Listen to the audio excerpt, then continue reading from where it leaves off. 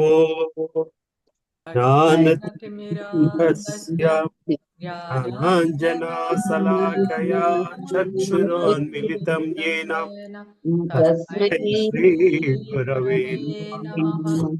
श्रीचैतन्या मनोभीष्टं स्थापितं येन भूतले स्वयं रूपा कदा मह्यं ददाति स्वापदान्तिकम् वन्देऽहं श्रीगुरो श्रीयुतापदकमलं श्रीगुरो वैष्णवांश्च श्रीरूपं साग्रजातां सहगणा रघुनाथान्वितं तं सजीवं साद्वैतं सावधूतं परिजना सहितं कृष्णचैतन्यदेवं श्री राधा कृष्ण पदान् सहगणा ललिता श्री विशाखान्वितांश्च हे कृष्णा करुणा सिंधो दीनबन्धो जगत्पते गोपेशा गोपिका कान्ता राधा कान्ता नमोस्तुते तप्त कांचना गौरांगी राधे वृंदावनेश्वरी वृषभानुस्तुते देवी नमामि हरिप्रिये वाञ्छाकल्पतरुभ्यश्च कृपा सिन्धुभ्य एव च पतितानां पावनेभ्यो वैष्णवेभ्यो नमो नमः।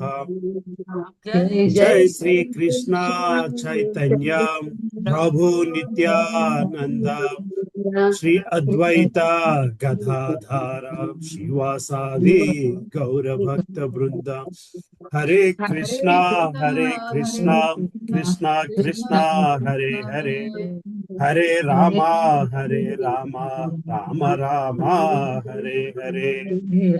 ओम नमो भगवते वासुदेवाय। ओम नमो भगवते वासुदेवाय।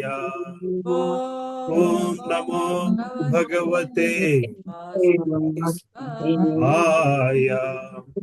नारायणं नमस्कृत्यं नरं चैव नरोत्तमं देवीं सरस्वतीं व्यासं ततो जयमुदीरयेत्। नष्टप्रायेषु अप्रेषु नित्यं भागवत सेवया भागवती उत्तम श्लोके निर्भूति नैष्टिकी कृष्णाय वासुदेवाय देवकी नंदनाय च नंदगोपः कुमाराय गोविंदाय नमो नमः। नमो महावधन्याय कृष्ण प्रेम प्रदायते कृष्णाय कृष्ण चैतन्य नाम्ने गौरकृषे नमः।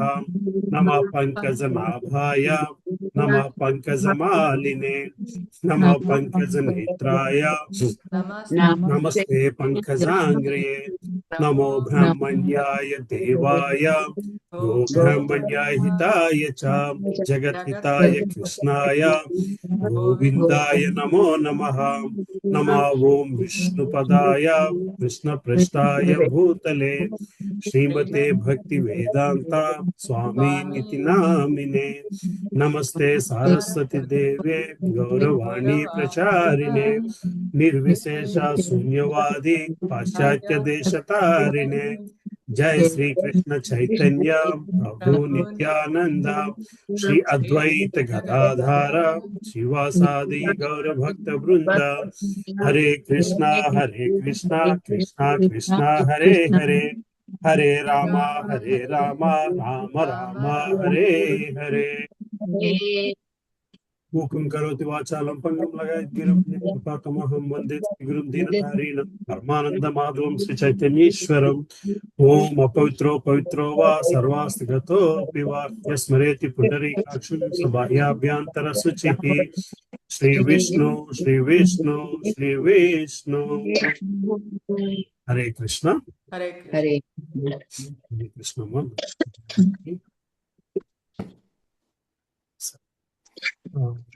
ఇందులో ఎక్కడున్నాము 85వ అధ్యాయం 85 వసుదేవునికి రాజ్యం.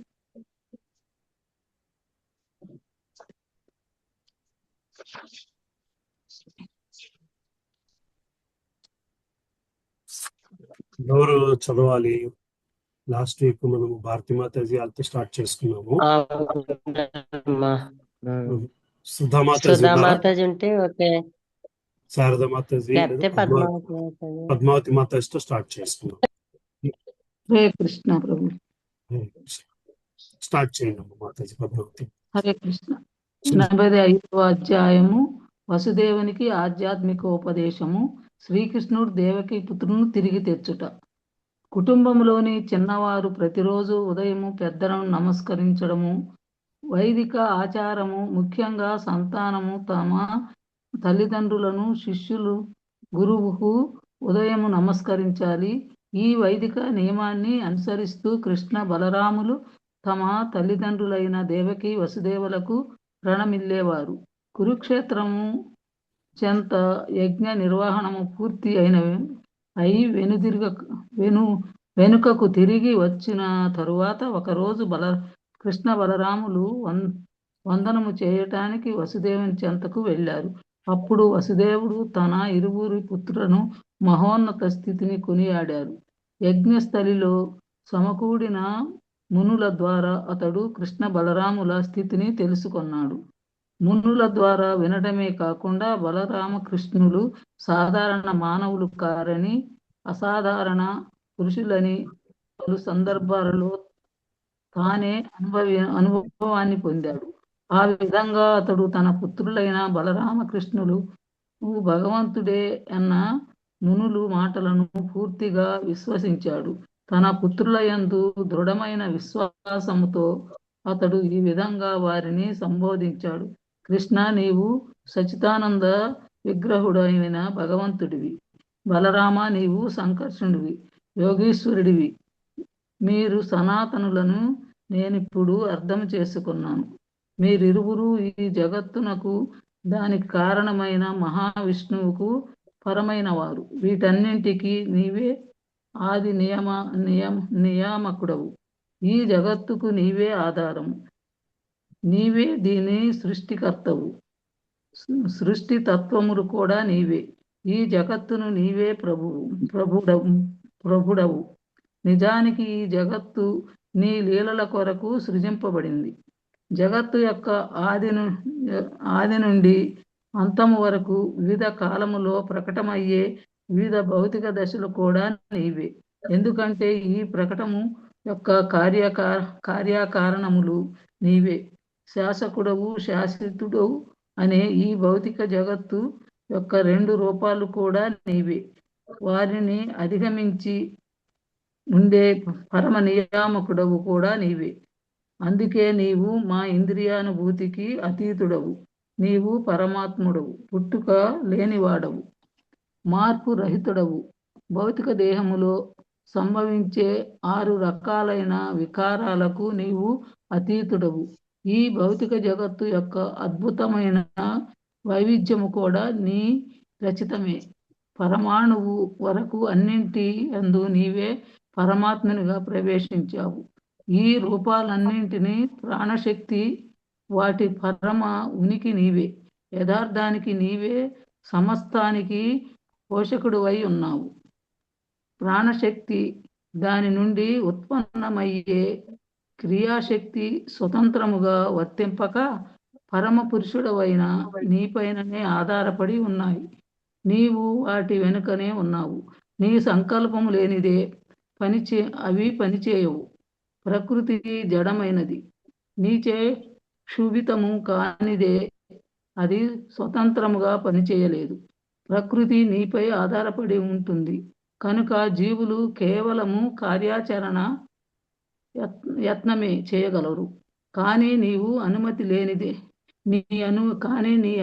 లేనిదే, నీ సంకల్పము లేనిదే వారు దేనిని చేయలేరు, తమ కోరికను సాధించుకోలేరు. హరే కృష్ణ. Next paragraph. హరే కృష్ణ ప్రభు. హరే కృష్ణ. హరే కృష్ణ ప్రభు. హరే కృష్ణ ప్రభు. మూలశక్తి నీ నుండే ఉత్పన్నమైనది ప్రభు. చంద్రుని ప్రకాశము, అగ్ని, ఉష్ణత, సూర్యుని కిరణములు, నక్షత్రములు, మెలమెల మెరుపుల కాంతి, పర్వతముల మహత్యము, భూమికి కల ఆకర్షక శక్తి, గంధవత్యం అను లక్షణములన్నీ నీ యొక్క వివిధ రూపములే. ఉదకములోని పరిశుద్ధమైన రుచి జీవులను నడిపించి జీవశక్తి నీ అంశములే. ఉదకము దాని రుచి రెండును నీవే. ప్రియమైన ప్రభు, ఇంద్రియ శక్తులు, ఆలోచన, సంకల్ప, అనుభూతి శక్తి, శరీరం యొక్క బలము, చలనము, పెరుగుదల, దేహములోని ప్రాణ వాయువుల వివిధ చలనముల వలన సంభవించున్నట్లు పైకి కనిపించను పార్యాంతకముగా అన్నీ నీ మహాశక్తి యొక్క రూపములే. ఈ సువిశాలమైన ఆకాశం నీ యందే నెలకొని ఉన్నది. ఆకాశంలోని స్పందనము, ఉరుములు, ఓంకార గంభీర నాదము, ఒక వస్తువు నుండి మరి ఒక వస్తువును వేరుగా గుర్తించుటకు ఉపయోగించు వివిధ పదముల ప్రయోగము అన్నీ నీ ప్రతీకాత్మక రూపములే. సర్వమును నీవే. ఇంద్రియములు, వాటి అధిష్టాన శక్తులు, వివిధ దేవతలు, ఇంద్రియ ధర్మమైన జ్ఞాన సంగ్రహణ, ఆ జ్ఞానమును విషయము సర్వమును నీవే. బుద్ధి వివేచన శక్తి, జీవుల సునిశ్చిత జ్ఞాపక శక్తి అన్నీ నీవే. ఈ భౌతిక జగత్తునకు కారణమైన అజ్ఞానమునకు మూలము అహంకారము, ఇంద్రియములకు కారణమైన భావావేశము, భౌతిక జగత్తును నియమించి వివిధ దైవతముల ప్రభావములకు కారణమైన సత్వగుణము నీవే. జీవి ఒక దేహం నుండి మరి ఒక దేహమునకు నిరంతరము మార్చున్నట్లు చేయు మాయాశక్తి కూడా నీవే. ప్రియమైన దేవదేవ, ఈ భూమి వేరు మొక్కలు, చెట్లు మొదలగు వానికి కారణమైనట్లు నీవు సమస్త కారణములకును మూల కారణము. భూమి సర్వ వస్తువులలోనూ అంతర్నీతమై ఉన్నట్లుగా పరమాత్మ రూపంలో నీవు ఈ భౌతిక జగత్తునందంతటను నిండి ఉన్నావు. నీవే సమస్త కారణం, సనాతన తత్వం. సర్వమును నిజమునకు నీ ఒకే ఒక్క శక్తి యొక్క రూపాంతరమే.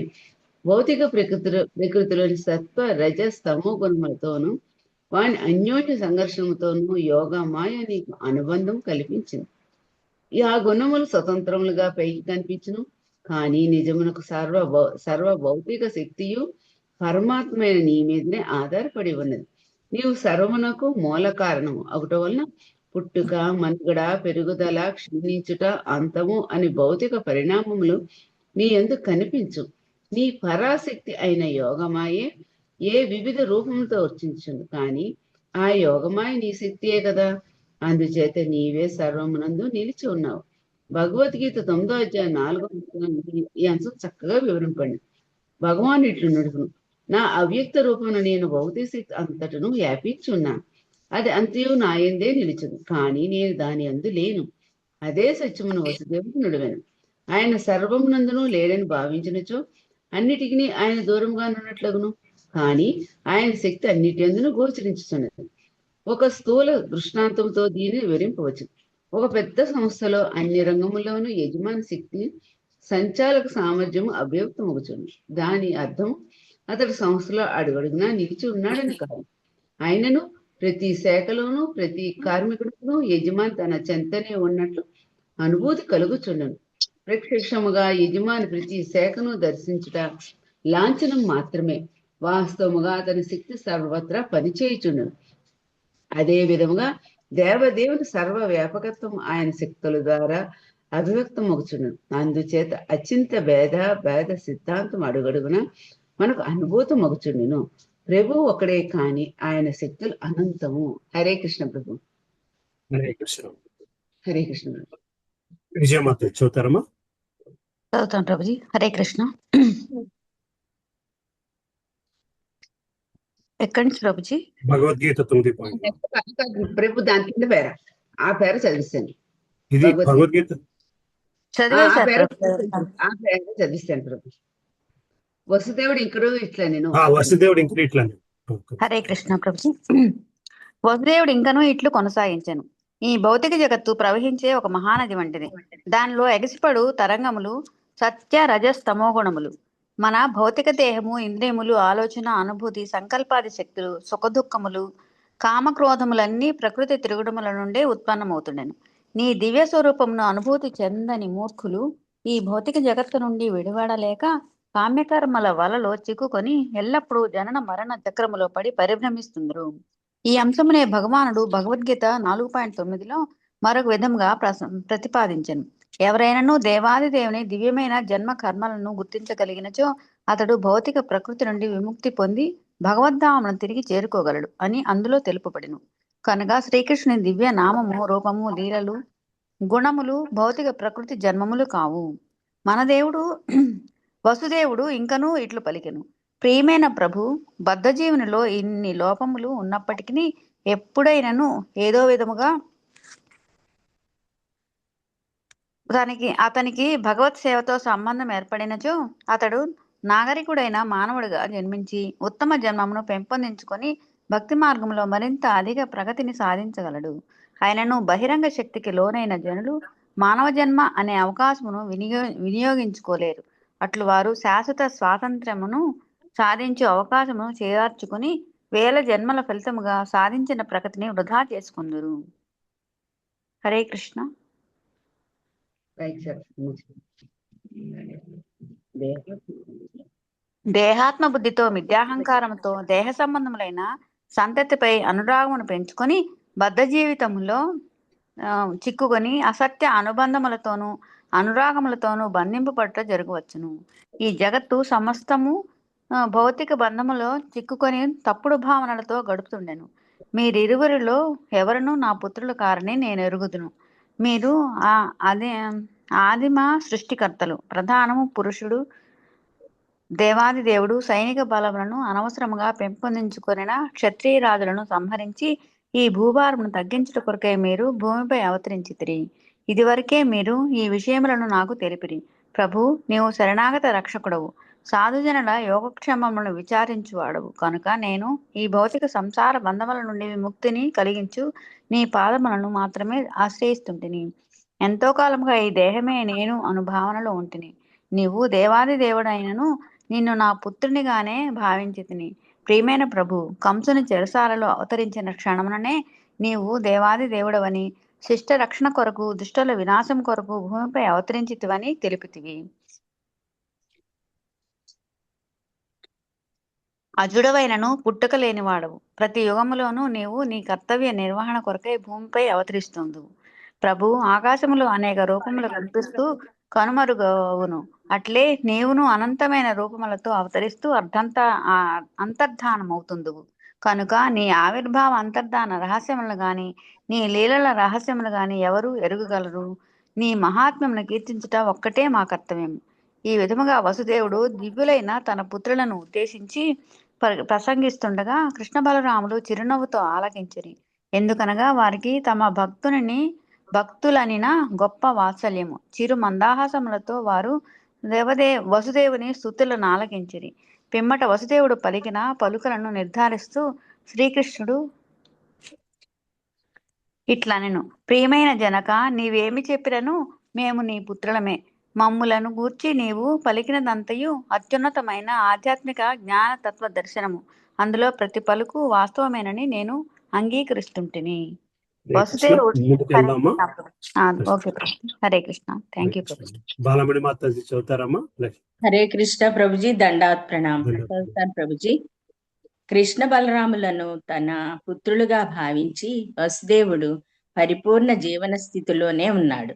కానీ కురుక్షేత్ర తీర్థంలో సమకూడిన మునులు భగవంతుడు సమస్తానికి పరమకారుణుడని చెప్పిన కారణంగా కృష్ణ బలరాముల పట్ల గల ప్రేమతో వసుదేవుడు ఆ మాటలను తన పుత్రులతో అన్నాడు. వసుదేవునితో తండ్రి తనయుల సంబంధాన్ని తెంచుకోవాలని శ్రీకృష్ణుడు ఎన్నడూనూ కోరలేదు. అందుకే తన సమాధానం మొదట్లోనే అతడు తాను వసుదేవుని నిత్య పుత్రుడనని, ఆయన తన నిత్య జనకుడని తెలియజేశాడు. తరువాత ఆ దేవదేవుడు సకల జీవుల ఆధ్యాత్మిక ఉనికిని గురించి తన తండ్రికి తెలియజేస్తూ, తండ్రి, నేను, నా సోదరుడు బలరాముడు, ద్వారకాపురవాసులు, ఈ సమస్త జగత్తుతో పాటు ప్రతి ఒక్కరూ సమస్తము నీవు ఇదివరకే చెప్పినట్లుగా ఉన్నప్పటికీ గుణరీత్యా ఏకం కూడా అయి ఉన్నాము అని అన్నాడు. వసుదేవుడు మహాభాగవతుని దృష్టితో సమస్తాన్ని చూడాలని శ్రీకృష్ణుడు అనుకున్నాడు. మహాభాగవతుడు సమస్త జీవులను భగవదంశలుగాను, భగవంతుడు ఎల్లరి హృదయాల్లో ఉన్నవాణ్ణిగాను దర్శిస్తాడు. యథార్థానికి ప్రతి జీవుడు ఆత్మస్వరూపుడే. కానీ భౌతిక జగత్తుతో సంపర్కం వలన అతడు గుణప్రభావానికి లోనవుతాడు. తన ఆత్మ భగవంతునితో గుణరీత్యా ఏకమనే విషయాన్ని మర్చిపోయి అతడు దేహాత్మ బుద్ధితో కప్పబడతాడు. భౌతిక దేహ ఉపాధుల కారణంగానే ఒకడు ఇంకొకనికి భిన్నుడని మనిషి పొరబడతాడు. దేహాల నడుమ భేదము కారణంగా ఆత్మ భిన్నంగా మనకు గోచరిస్తుంది. తరువాత శ్రీకృష్ణుడు పంచభూతాల చక్కని ఉపమానాన్ని ఇచ్చాడు. ఆకాశము, వాయువు, అగ్ని, జలము, పృథ్వీ అనే పంచభూతాలు మట్టి కుండే గాని, పర్వతమే గాని, చెట్లే గాని, కన్నకుండలమే గాని భౌతిక జగత్తులోని సమస్తములో ఉన్నాయి. ఈ 5 తత్వాలే వివిధ నిష్పత్తుల్లో, పరిమాణాలలో అన్నింటా ఉన్నాయి. ఈ 5 తత్వాల మహాసమ్మేళనమే ఒక పెద్ద పర్వతము కాగా వాటి కొద్ది పరిణామ కలయికతో మట్టికొండ తయారవుతుంది. కనుక భౌతిక వస్తువులు విభిన్న రూపాలను, గుణాలను కలిగి ఉన్నప్పటికీ ఒకే తత్వాలతో తయారు చేయబడి ఉన్నాయి. అదేవిధంగా శ్రీకృష్ణ భగవానుడు అనంతమైన విష్ణు రూపాలు, బ్రహ్మ మొదలుకొని చీమ వరకు గల సకల జీవరూపాలన్నీ ఒకే ఆధ్యాత్మిక గుణాన్ని కలిగి ఉన్నారు. కొందరు ఘనులు, మరికొందరు అల్పులు, కానీ గుణరీత్యా అందరూ సమాన స్వభావాన్ని కలిగి ఉన్నారు. అందుకే శ్రీకృష్ణుడు నిత్యుల్లో పరమనిత్యుడని, అతడే ఎల్లరినీ పోషిస్తూ వారి జీవితావసరములను సమకూరుస్తాడని ఉపనిషత్తుల్లో చెప్పబడింది. ఈ తత్వమును తెలుసుకున్నవాడు పరిపూర్ణ జ్ఞానములో ఉన్నవాడవుతాడు. తత్వమసి అనే వేదవాక్కు అర్థము ప్రతి ఒక్కడు భగవంతుడని కాదు, ప్రతి ఒక్కడు గుణరీత్యా భగవంతునితో సమానుడై ఉన్నాడని దాని భావం. ఆధ్యాత్మిక జీవన తత్వాన్ని శ్రీకృష్ణుడు సంక్షిప్త సారముగా చెప్పినప్పుడు వసుదేవుడు తన పుత్రుని పట్ల మిక్కిలి ప్రీతి చెందాడు. ఆ విధముగా హర్షాతిరేకంతో అతడు ఏమీనూ మాట్లాడలేక మౌనంగా ఉండిపోయాడు. ఆ సమయంలో కృష్ణజనని దేవకీదేవి తన భర్త చెంతనే కూర్చుని ఉన్నది. కృష్ణ బలరాములు తమ గురుపుత్రుని యమరాజు చెంత నుండి బ్రతికించి తెచ్చారని ఆమె పూర్వం విని ఉన్నది. అందుకే ఆమె కంసుని చే చంపబడిన తన పుత్రుల గురించి ఆలోచించింది. వారిని తలుచుకోగానే ఆమె విషణ్ణురాలైంది. మృతపుత్రులు ఎడకను. హరే కృష్ణ. Thank you Prabhuji. దండాత్ ప్రణామ్. దండాత్ ప్రణామ. మాతాజీ లేరు. చంద్రమౌళి ప్రభు ఉన్నారా? కృష్ణ ప్రస్తుతక్క చదువుతారా? కృష్ణ మాట వినబడుతుంది. నేను ఒక 10 నిమిషాలు ఆగి చదువుతాను. ఎవరున్నారు నెక్స్ట్? మాతాజీ గాని, శారదా మాతాజీ గాని. ప్రభుజీ సరే. దండవత్ ప్రణాం ప్రభుజీ. దేవకీదేవి స్క్రీన్ మించే చదువుతాను ప్రభుజీ. దేవకీదేవి తన మరణించిన పుత్రులపై మమకారముతో కృష్ణ బలరాములను ఇట్లు అర్థించాను. కరెక్టేనా ప్రభుజీ? ఇక్కడి నుంచి నాయనా బలరామ, నీవు మహాబలవంతుడవు, సర్వులకు ఆనందమును చేకూర్చువాడవని నీ నామమే సూచిస్తుండెను. నీ అపార శక్తి మా మనస్సులకు పలుకులకు అందనిది. నాయనా కృష్ణ, నీవు యోగేశ్వరేశ్వరుడవు. బ్రహ్మ వంటి ప్రజాపతులకు వారి అనుచరులకు కూడా నీవు అధిపతివి. నీవే ఆది నారాయణుడవని నేను ఎరుగుదును. అంతేకాకుండా పెళద్రోవన తప్పుడు కార్యములు చేయు అన్ని రకముల అధర్మవర్తులను సంహరించుట కొరకై నీవు ఈ భూమిపై అవతరించితివని కూడా నేను ఎరుగుదును. ఆ దుర్మార్గులు తమ మనస్సులను, ఇంద్రియములను నియంత్రించుకోలేక సత్వగుణముకు దూరమై శాస్త్రాదేశాలను పాటించక స్వచ్ఛంద జీవనమును కొనసాగిస్తుండిరి. అట్టి దురాత్మలను వధించి భూభారమును తగ్గించుట కొరకే నీవు అవతరించితివి.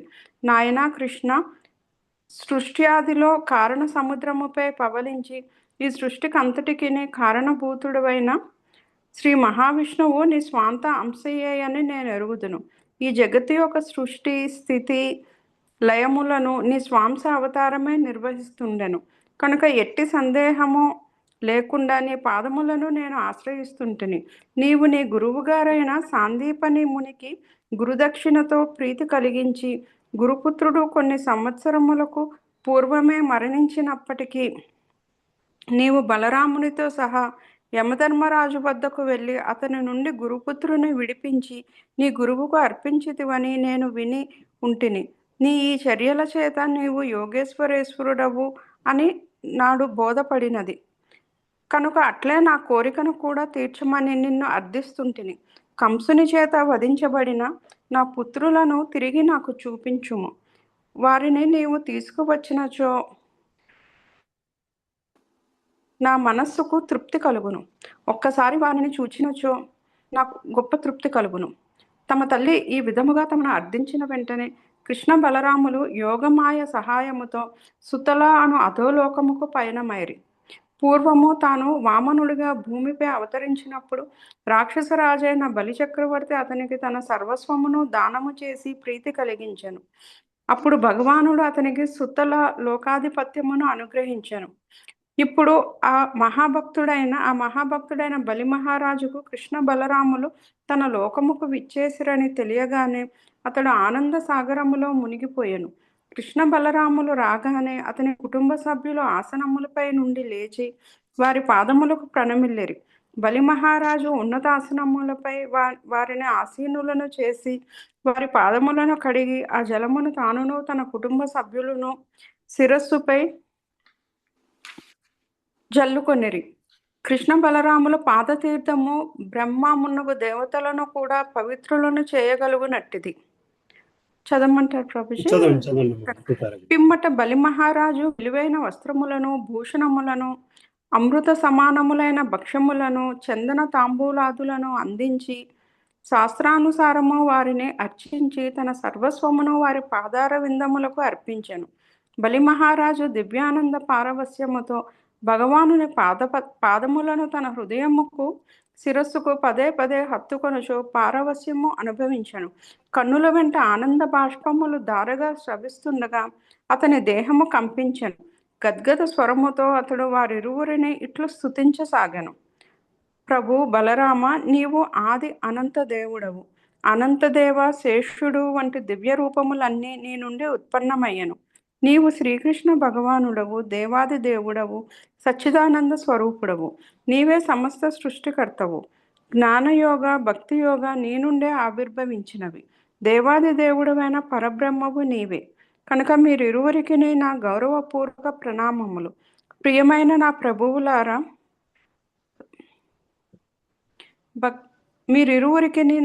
ప్రియమైన నా ప్రభువులారా, జీవులకు మీ దర్శన సౌభాగ్యము దుర్లభము. అయినను నీ అనుగ్రహము కలిగినచో నీ భక్తులు సులభముగా నిన్ను దర్శించగలుగుదురు. అవ్యాజ కృపతో మీరు ఈ లోకముకు వచ్చి రజో తమో గుణ ప్రభావితులైన మాకు మీ దర్శన సౌభాగ్యమును ప్రసాదించితిరి. హరే కృష్ణ ప్రభుజీ. Thank you Prabhuji. ఉన్నారు ప్రభు? హరే కృష్ణ ప్రభుజీ. ఉన్నానండి. చదువుతానండి. ప్రభు, మేము దైత్య లేదా దానవ జాతికి చెందిన వారం.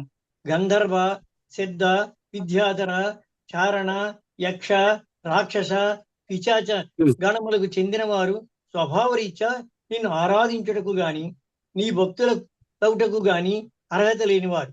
వారు మీకు భక్తులవుటకు బదులుగా భక్తుల మార్గములో వారు ఆటంకములను కల్పిస్తుందురు. నీవు దేవాది దేవుడవు, వేదస్వరూపుడవు, శుద్ధతత్వంలో నెలకొన్నవాడవు. నీవు దివ్యుడవు. కనుకనే మాలో కొందరము రజో తమో గుణములతో జన్మించినను నీ పాదమును ఆశ్రయించి నీకు భక్తులు కాగలిగితిమి. మాలో కొందరు శుద్ధ భక్తులు, ఇంకొందరు భక్తి ద్వారా దీనినైనా సాధించవలెనని కోరికతో నీ పద్మములను ఆశ్రయించినట్టు వారం. నీ అవ్యాజ్య కృపచేత రాక్షసుల మేము నీతో ప్రత్యక్ష సంబంధం కలిగి ఉంటుంది. ఇట్టి సంబంధము గొప్ప గొప్ప దేవతలు కూడా అసాధ్యము.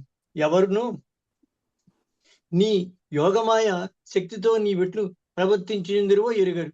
నీ అంతరంగ ప్రకృతి యొక్క కాయ నివృత్తిని దేవతలు కూడా గణించలేరు. కనుక దాని ఎరుగుటకు మాకెట్లు సాధ్యపడను. కనుక నేను సవినయముగా ఇట్లు ప్రార్థిస్తుంటిని. సంపూర్ణముగా నీకు శరణాగతుడైన నాపై కృపచూపుడు. నీ పాద కమలములను జన్మ జన్మలకు స్మరించినట్లును నీ అవ్యాజ కృప మాపై ప్రసరింపము. నా ఏకైక వాంఛ, నేను నీ పాదములపైనే పూర్తిగా ఆధారపడి ఒంటరిగా గొప్ప మనశ్శాంతితో పర్యటించినట్టి పరమహంసల కూలే నన్ను జీవించనీయము. అంతేకాకుండా నేను ఎవరితోనైనాను సాంగత్యమును చేయదలసి వస్తే నీ శుద్ధ భక్తులతో తప్ప ఇతరులతో నాకు సాంగత్యము ఏర్పడకూడదని కోరుకుందును. ఎందుకనగా సమస్త జీవకోటి శ్రేయస్సును నీ శుద్ధ భక్తులు ఎల్లప్పుడూ కోరుకుందరు. ప్రభు, సమస్త జగత్తుకు అధిపతివి. నీవు కనుక దయచేసి నాకు నీ సేవాభాగ్యం ప్రసాదించి భౌతిక కాలుష్యం నుండి నాకు విముక్తిని కలుగజేయము. అట్టు నీవు నన్ను పవిత్రుని చేయము. ఎందుకనగా ఎవరైనాను నీ ప్రేమయుక్త సేవలో నెలకొనిచో వెంటనే వారు వేద విధులు అతీతులగుదురు. పైన పేర్కొన్న పరహంస అను పదమునకు అర్థము ప్రశస్తమైన హంస అని. హంస నీటి నుండి పాలను వేరు చేయుటకు ప్రసిద్ధి. నీరు కలిసిన ఆ పాల నుండి పాలను మాత్రమే అది గ్రహించి నీటిని ఛేదించును. అదే విధముగా భౌతిక జగత్తు నుండి ఆధ్యాత్మిక అంశం మాత్రమే గ్రహించి ఒంటరిగా జీవిస్తూ భౌతిక జగత్తుపై కాకుండా భగవంతునిపై నేనే ఆధారపడినట్టి వ్యక్తిని పరహంస అందురు. పరహంస స్థితిని చేరుకోగానే వైదిక శాస్త్రములో విధించబడిన విధులకు అతీతులగును. పరమహంస భౌతిక వాసనలు గలవారిని పరిహరించి శుద్ధ భక్తులకు సాంగత్యం మాత్రమే అంగీకరించును. భౌతికవాదులు పరహంసల విలువను గుర్తించలేరు. అదృష్టవశావత్తు ఆధ్యాత్మికంగా కొంత ప్రగతిని సాధించిన వారు మాత్రమే పరహంసలను ఆశ్రయించి తమ జీవిత లక్ష్యం సాధించగలుగుదురు.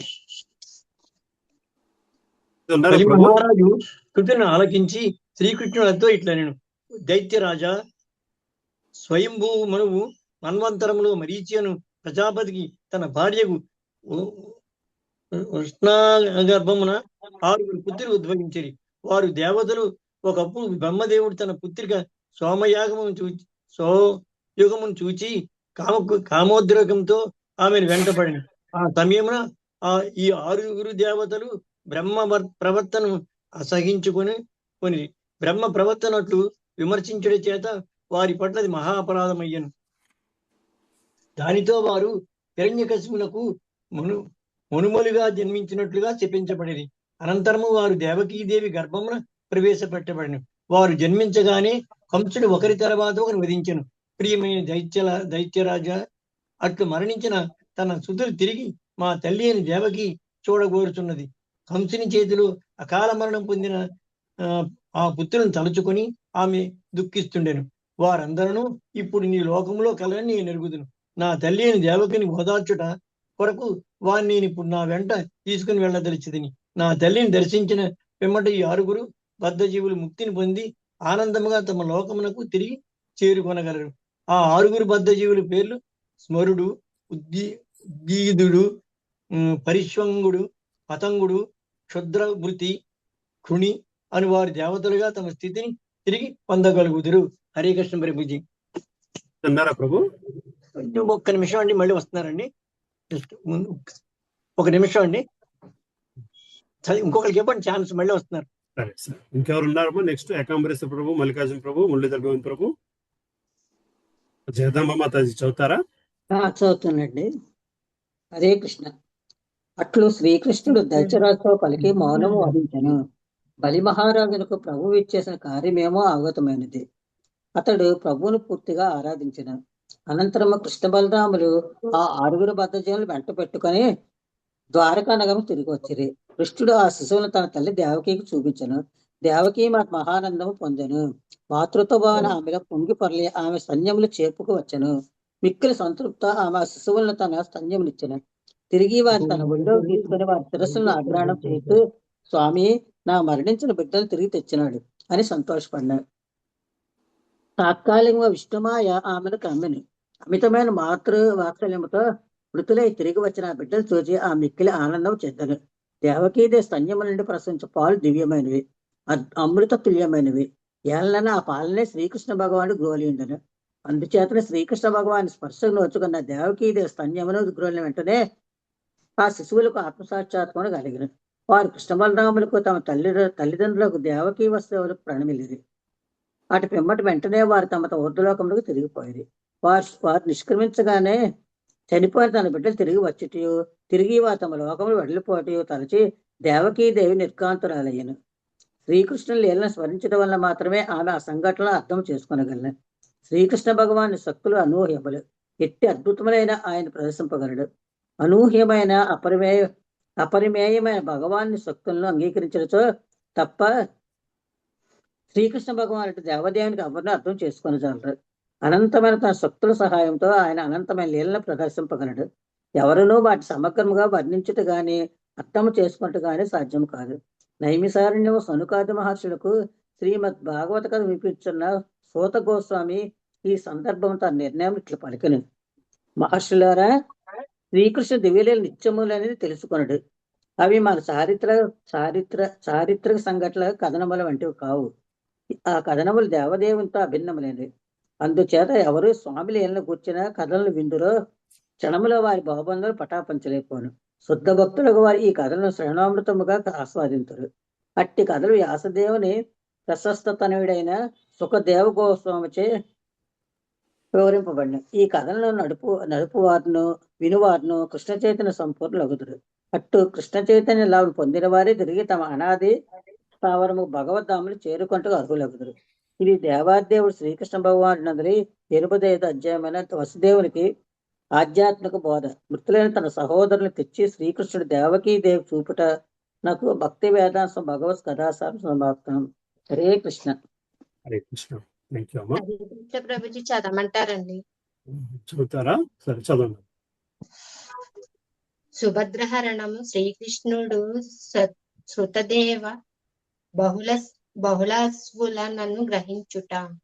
పూర్వపు అధ్యయనంలో వివరించబడిన సంఘటనలను గూర్చి వినిన పిమ్మట పరీక్ష మహారాజుకు శ్రీకృష్ణుడిని గూర్చి అతని లీలలను గూర్చి మరింత అధికంగా శ్రవణము చేయుటకు కుతూహలం ఏర్పడెను. శ్రీ సుఖదేవ గోస్వామిని అతడు తన తాతగారైన అర్జునుడు శ్రీకృష్ణుని సహాయముతో సుభద్రను ఎట్లు అపహరించి వివాహము చేసుకొనెను ఆ కథను వివరించమని కోరెను. ఎట్లు తన తాతగారు ఆమెను అపహరించుటకు వెళ్లి వివాహమాడిన కథను వినవలనని పరీక్ష మహారాజుకు గొప్ప కుతూహలము ఏర్పడెను. ఈ కథని శ్రీ సుఖదేవ గోస్వామి ఇట్లా వినిపించసాగెను. ఒకానొకనప్పుడు పరీక్ష మహారాజు యొక్క తాతగారు మహావీరుడైన అర్జునుడు తీర్థయాత్రలను చేస్తూ దేశమంతటా పర్యటిస్తూ ప్రభాస క్షేత్రము చేరుకొనెను. అక్కడ తన మేనమామైన వసుదేవుని పుత్రిక సుభద్రకు ఆమె సోదరుడైన బలరాముడు వివాహ సంబంధములను చూస్తుండెడను వార్త అర్జునకు తెలిసెను. సుభద్ర తండ్రి వసుదేవుడు మరియు సోదరుడైన శ్రీకృష్ణుడు అందుకు సమ్మతించుకున్నాను. బలరాముడు సుభద్రను దుర్యోధనులకు ఇచ్చి వివాహము చేయ సంకల్పించెను. అయినప్పటికీ అర్జునుడు సుభద్రను వివాహం ఆడతెలచెను. సుభద్ర రూప లావణ్యములను తలచుకొనిన కొలది అర్జునకు ఆమెను వివాహం ఆడవలెనను కోరిక బలపడసాగెను. అందుకు అతడు ఒక పథకము పన్నెను. తానొక త్రిదండమును చేతబట్టి వైష్ణవ సన్యాసి వేషమును ధరించెను. మాయావాది సన్యాసులు ఒక కర్రతో కూడిన దండమును ధరించగా వైష్ణవ సన్యాసులు త్రిదండమును ధరించుదురు. త్రిదండము అనగా 3 కర్రలను సుభద్రాహరణము శ్రీకృష్ణుడు శృతదేవ బహుళాల్వులను గ్రహించుట కలిపి కట్టిన దండము. అట్లు 3 కర్రలను దాల్చుట చేత వైష్ణవ సన్యాసి మనోవాక్కు కాయములను త్రికరణముల చేత దేవాదిదేవుని సేవించదనని ప్రతిజ్ఞంబూనినట్లు అర్థము. ఈ త్రిదండ సన్యాస విధానం అనేది ఎంతో కాలముగా వాడుకలో కలదు కనుక వైష్ణవ సన్యాసులు త్రిదండి సన్యాసులు లేక త్రిదండి గోస్వాములుగా పిలువబడుతుండ్రు. సాధారణంగా సన్యాసులు ధర్మ ప్రచారము కొరకు దేశమంతటా సంచరిస్తుందురు. కానీ వర్షకాలపు 4 నెలల మాత్రము దాదాపుగా జూలై మొదలు అక్టోబర్ వరకు వారు పర్యటన చాలించి ఒకే చోట స్థిరపడుదురు. అట్లు ఆ 4 మాసములు స్థిరంగా ఒకే చోట ఉండుటను చాతుర్మాస్య వ్రతము అందురు. ఒక సన్యాసి అట్లు 4 మాసములు ఒక చోట విడితి చేసినప్పుడు స్థానిక జనులు తమ ఆధ్యాత్మిక ప్రగతి కొరకు వారిని ఆశ్రయిస్తుందురు. త్రిదండి సన్యాసి రూపంలో అర్జునుడు ద్వారకా నగరములో చాతుర్మాస్య వ్రతమునకు పూనుకొనెను. అట్లు చేయుటలో అతని ఆశయము సుభద్రను తన భార్యగా గ్రహించుటయే. బలరామునితో సహా ద్వారకాపుర వాసులందరూ ఆ సన్యాసిని అర్జునుడిని గుర్తించలేకపోయిరి. వారందరూ అతడిని నిజమైన సాధువుగానే భావించి గౌరవించసాగిరి. హరే కృష్ణ. ముందుకెళ్దామా? హరే కృష్ణ ప్రభుజీ చదువునా నేను? ఒక్క నిమిషం అక్క, ముందుకెళ్దాం. ఓకే. సరే. సుబ్బలక్ష్మి మాత ఉన్నారమ్మా? హరే కృష్ణ ప్రభుజీ, చదువుతాను ప్రభుజీ. ఒకనాడు బలరాముడు ఆ కపట సన్యాసిని తమ గృహముకు భిక్ష కొరకే ఆహ్వానించెను. గొప్ప భక్తి గౌరవములతో రుచ్యములైన వివిధ భక్ష్యములను అతనికి సమర్పించిరి. ఆ కపట సన్యాసి వాటన్నింటినీ సంతృప్తిగా ఆరగించెను. బలరాముని గృహములో భిక్ష స్వీకరిస్తున్నంతసేపు అర్జునుడి చూపులు లోకోత్తర లావణ్యవతి, లోకములోని రాజులందరి మనస్సులను కొల్లగొట్టుతున్న సుభద్ర పైననే ఉండెను.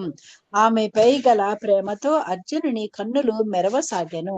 ఎలాగైనను సుభద్రను భార్యగా పొందవలనని అతడు నిశ్చయించుకొనెను. ఆ వాంఛ అతని మనస్సును కలవరపరచసాగెను. పరీక్షిత్ మహారాజుకు పితామహుడైన తాతగారు అర్జునుడు మిక్కిలి మనోహరాకారుడు. అతని దేహ సౌష్ఠవము సుభద్రను ఎంతగానో ఆకర్షించెను. తన మనస్సులో సుభద్ర కూడా అర్జునుడినే పతిగా పొందవలనని నిశ్చయించుకొనెను. ముగ్ధయైన సుభద్ర అర్జునుని చూచి ఆనందముతో మందహాసము చేయసాగాను. కనుక అర్జునునకు ఆమె పట్ల ఆకర్షణ మరింతగా పెంపొందెను. ఈ విధముగా సుభద్ర అర్జునునకు ఆత్మార్పణ చేసుకొనుట, అర్జునుడు ఆమెను ఎలాగైనను పరిణయమాడి తీరవలనని నిశ్చయించుకొనెను. అతడు 24 గంటలు ఆమె పాణిని ఎట్లు గ్రహించవలనని ఆలోచించసాగాను. సుభద్రను గూర్చిన ఆలోచనలతో అతని మనస్సుకు క్షణమైనను తీరిక లభించలేదు. ఒకరోజు సుభద్ర రథమును అధిష్ఠించి రాజప్రాసాదము నుండి బయలుదేరి దేవాలయముకు వెడుతుండెను. దీనిని అవకాశముగా అర్జునుడు దేవకీ వసుదేవుల అనుమతితో సుభద్రను అపహరించెను. అతడు సుభద్ర రథమునెక్కి తనను అడ్డగించిన వారితో యుద్ధము చేయుటకు సంసిద్ధుడయ్యాను. అతని రథమును అడ్డగించుటకు వచ్చిన సైనికులను తన ధనుర్బాణములతో దూరముగా తరిమివేస్తూ సుభద్రను అపహరించెను. సుభద్రను అతడు అట్లు అపహరించుకు పోవునప్పుడు ఆమె బంధువులు, కుటుంబ సభ్యులు హాహాకారములు చేసిరి. అయినను సింహము తన వేటను కొనిపోయినట్టు అతడు ఆమెను అపహరించెను. ఆ సన్యాసి అర్జునుడేనని సుభద్రను అపహరించుటకు వెళ్ళుటకే అతడు అట్టి కపట నాటకమును ఆడినని తెలిసిన బలరాముడు ఎంతో ఆగ్రహముకు గురయ్యను. నిండు పున్నమి రోజున సముద్రములో పోటు వచ్చినట్లుగా బలరామునిలో గొప్ప అలజడి చెలరేగెను. శ్రీకృష్ణుడు అర్జున పక్షపాతి కనుక కుటుంబములోని ఇతర సభ్యులతో పాటు అతడును బలరాముని పాదములపై పడి అర్జునుని మన్నించమని వేడుకొనెను. పిమ్మట సుభద్ర కూడా అర్జునుడినే పతిగా వాంఛిస్తుండెనని ఎరిగి బలరాముడు శాంతించెను. ఆ విధముగా ఆ సమస్య పరిష్కరించబడెను. నూతన వధూవరులను తృప్తిపరచుటకు బలరాముడు గజ, తురగ, శకట, పదాతి దళములను, దాసదాసీ జనములను, అశేష ధనమును సుభద్రకు అరణముగా ఇచ్చెను. పరీక్షిత్ మహారాజుకు శ్రీకృష్ణుని మహత్యముని గూర్చి ఎంతగా వినినను తనివి తీరలేదు. కనుక శ్రీ సుఖదేవ గోస్వామి సుభద్రాపహరణము కథను వివరించిన పిమ్మట మరింకొక కథను ఈ విధముగా వివరించసాగాను. విదేహ రాజ్యపు రాజధాని నగరమైన మిథిలా నగరములో ఒక బ్రాహ్మణ గృహస్థు జీవిస్తుండెను. అతని పేరు శృతదేవుడు. ఆ బ్రాహ్మణుడు గొప్ప కృష్ణ భక్తుడు. నిరంతరము కృష్ణ చైతన్యముతో భగవత్ సేవను చేస్తుండట చేత భౌతికాకర్షణలకు లోను కాకుండా ప్రశాంతమైన చిత్తముతో అతడు జీవితమును గడుపుతుండెను. అతడు గొప్ప విద్వాంసుడు. నిరంతర కృష్ణ చైతన్యముతో జీవించవలనని తప్ప అతనికి మరే ఇతర అవాంఛ లేకుండెను. గృహస్థ జీవనములో జీవనోపాధి కొరకు అధికముగా శ్రమించక తనకు లభించిన దానితో తృప్తి చెందుతూ నిరాడంబరముగా అతడు జీవితమును ఏదో విధముగా గడుపుతుండెను. ప్రతిరోజు అతని జీవనోపాధికి సరిపోవునంత మాత్రమే అతనికి లభిస్తుండేది. అది అతని కర్మ ఫలితము. తనకు అవసరమైన దానికంటే అధికముగా ఆర్జించబడిన ఆశ ఆ బ్రాహ్మణునకు లేకుండెను. అతడు ప్రశాంతముగా శాస్త్రాదేశములైన బ్రాహ్మణ ధర్మములను ఆచరిస్తూ జీవితమును కొనసాగిస్తుండెను. ఆ బ్రాహ్మణుని వలనే హరే ప్రభుజీ. ఉన్నారమ్మా పద్మప్రియ మాతాజీ, శాంతి మాతాజీ, లలిత మాతాజీ అందరూ ఈ వారం యాత్రలో ఉన్నారు. అందరూ ప్రణవానంద ప్రభు యాత్రలో ఉన్నట్టున్నారు. రేవతి మాతాజీ చదువుతారమ్మా? చదువుతాను ప్రభుజీ. హరే కృష్ణ ప్రభుజీ, దండవత్. ఆ బ్రాహ్మణుని వలనే మిథిలా నగరపు రాజు కూడా గొప్ప భగవద్భక్తుడు. ఆ రాజు పేరు బహుళాస్పుడు. ధర్మప్రభువుగా అతడు ప్రఖ్యాతిగాంచెను. ఇంద్రియ సుఖముల కొరకు తన రాజ్యమును విస్తరింప చేసుకోవలెనని దురాశ అతనికి లేకుండెను. అట్లు ఆ బ్రాహ్మణుడు బహుళాస్పుడు శ్రీకృష్ణుని శుద్ధ భక్తులుగా మిథిలా నగరములో జీవించసాగిరి. శ్రీకృష్ణునకు ఆ ఇరువురు భక్తులపైన అనుగ్రహం కలిగి ఒకరోజు తన రథసారథి అయిన దారకుని పిలిచి తనను మిథిలా నగరముకు తీసుకువెళ్ళమని ఆదేశించెను. శ్రీకృష్ణునితో పాటు నారదుడు, వామదేవుడు, అత్రి, వ్యాసదేవుడు, పరశురాముడు, అసితుడు, అరుణి, బృహస్పతి, కన్వుడు, మైత్రేయుడు, చ్యవనుడు వంటి మహర్షులు కూడా ఉండిరి. శ్రీకృష్ణుడు మరియు ఆ మహర్షులు కలిసి అనేక గ్రామములు, పట్టణముల గుండా ప్రయాణించిరి. ప్రతి చోట జనులు గొప్ప భక్తితో వారికి స్వాగతము పలికి పలు కానుకలతో వారిని అర్చించసాగిరి. పౌరులు అట్లు భగవానుని సేవించుటకు వచ్చినప్పుడు వివిధ గ్రహములతో చుట్టుముట్టబడిన సూర్య భగవానుని వలె అతడు ప్రకాశించెను. ఆ ప్రయాణములో శ్రీకృష్ణుడు మరియు మహర్షులు అనర్థ, ధన్వ, కురుంజాంగల, కంక, మత్స్య, పాంచాల, కుంతి, మధు, కేకేయ, కోశల, అర్ణరాజ్యముల గుండా ప్రయాణించిరి. ఆ దేశములన్నిటిలోని పౌరులకు, స్త్రీ పురుషులకు శ్రీకృష్ణుని ప్రత్యక్షముగా దర్శించుకొను అవకాశము కలిగెను. ఈ విధముగా వారు స్వర్గసుఖములను చవిచూచిరి. వారు భగవానుని ముఖారవిందమును ప్రేమాప్యాయతలతో దర్శించినప్పుడు వారు కళ్ళతో అమృతమును గ్రోలినట్లుగా కనిపించెను. కృష్ణ సందర్శనము కాగానే వారికి జీవితముకు సంబంధించిన భ్రాంతిపూర్వకములైన ఊహలన్నీ తొలగిపోయెను. వివిధ దేశముల గుండా ప్రయాణించినప్పుడు తనను చూడవచ్చిన పౌరులకు కేవలము ఒక్క చూపుతో అతడు సమస్త మంగళములను వారిపై ప్రసరింపచేసెను. అంతేకాకుండా అజ్ఞానము నుండి వారికి విముక్తిని కూడా కలిగిస్తుండెను. కొన్ని ప్రాంతములలో మానవులతో పాటు దేవతలు కూడా భగవానుని అర్చించిరి. వారి స్తుతులతో సమస్త దిక్కులు మంగళకరములయ్యెను. అట్లు క్రమముగా శ్రీకృష్ణుడు విదేహ రాజ్యమును చేరుకొనెను. శ్రీకృష్ణుని ఆగమన వార్తను వినగానే మిథిలాపుర వాసులందరూ గొప్ప ఆనందముతో అతనికి ఎదురు వెళ్ళి కానుకలను అర్పించి స్వాగతించిరి. శ్రీకృష్ణుని దర్శించగానే ఆధ్యాత్మిక ఆనందముతో సూర్యుడు ఉదయించగానే వికసించు కమలముల వలె వారి హృదయములు విప్పారెను. పూర్వము వారు ఆ మహర్షుల పేర్లను మాత్రమే విని ఉండిరి. వారెన్నడూనూ దర్శించలేదు. ఇప్పుడు శ్రీకృష్ణుని అనుగ్రహం చేత భగవానుడినే కాకుండా ఆ మహర్షులను కూడా సందర్శించుకుని భాగ్యము వారికి లభించెను. తమను అనుగ్రహించుట కొరకే భగవానుడు మిథులకు విచ్చేసినని ఎరిగిన బహుళాస్వుడు, శృతదేవుడు భగవానుని పాద పద్మములకు భక్తి ప్రవృత్తులతో ప్రణమిల్లిరి.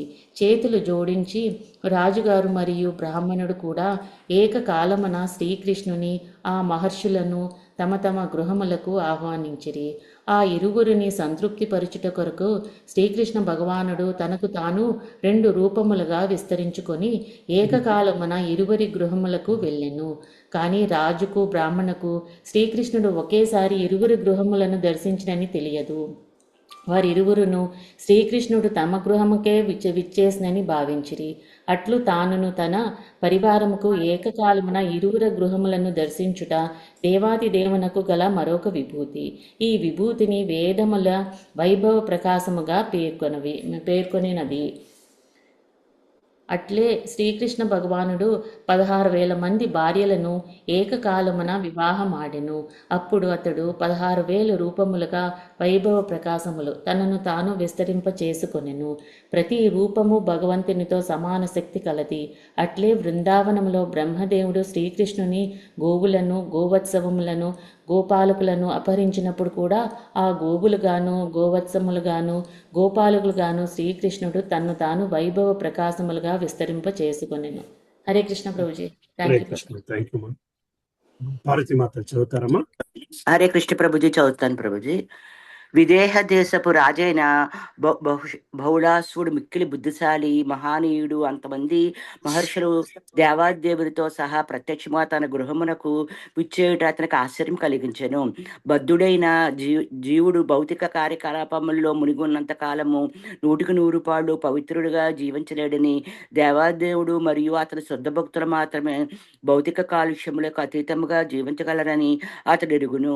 కనుకనే దేవాదేవుడైన శ్రీకృష్ణుడు మరియు ఆ మహర్షులు తమ గృహమునకు విచ్చేయుట అతనికి ఆశ్చర్యం కలిగించెను. శ్రీకృష్ణ భగవాన్ని అవ్యాజ కృపకు అతడు కృతజ్ఞతలను తెలుపుకొనెను. అపురూపమైన తన అతిథులను శక్తివంచన లేకుండా ఆతిథ్యం ఇవ్వాలని సంకల్పించి ఉన్నతాశ్రములతో శ్రీకృష్ణ భగవాన్ని ఆ మహర్షులను సుఖాసీనం చేశాను.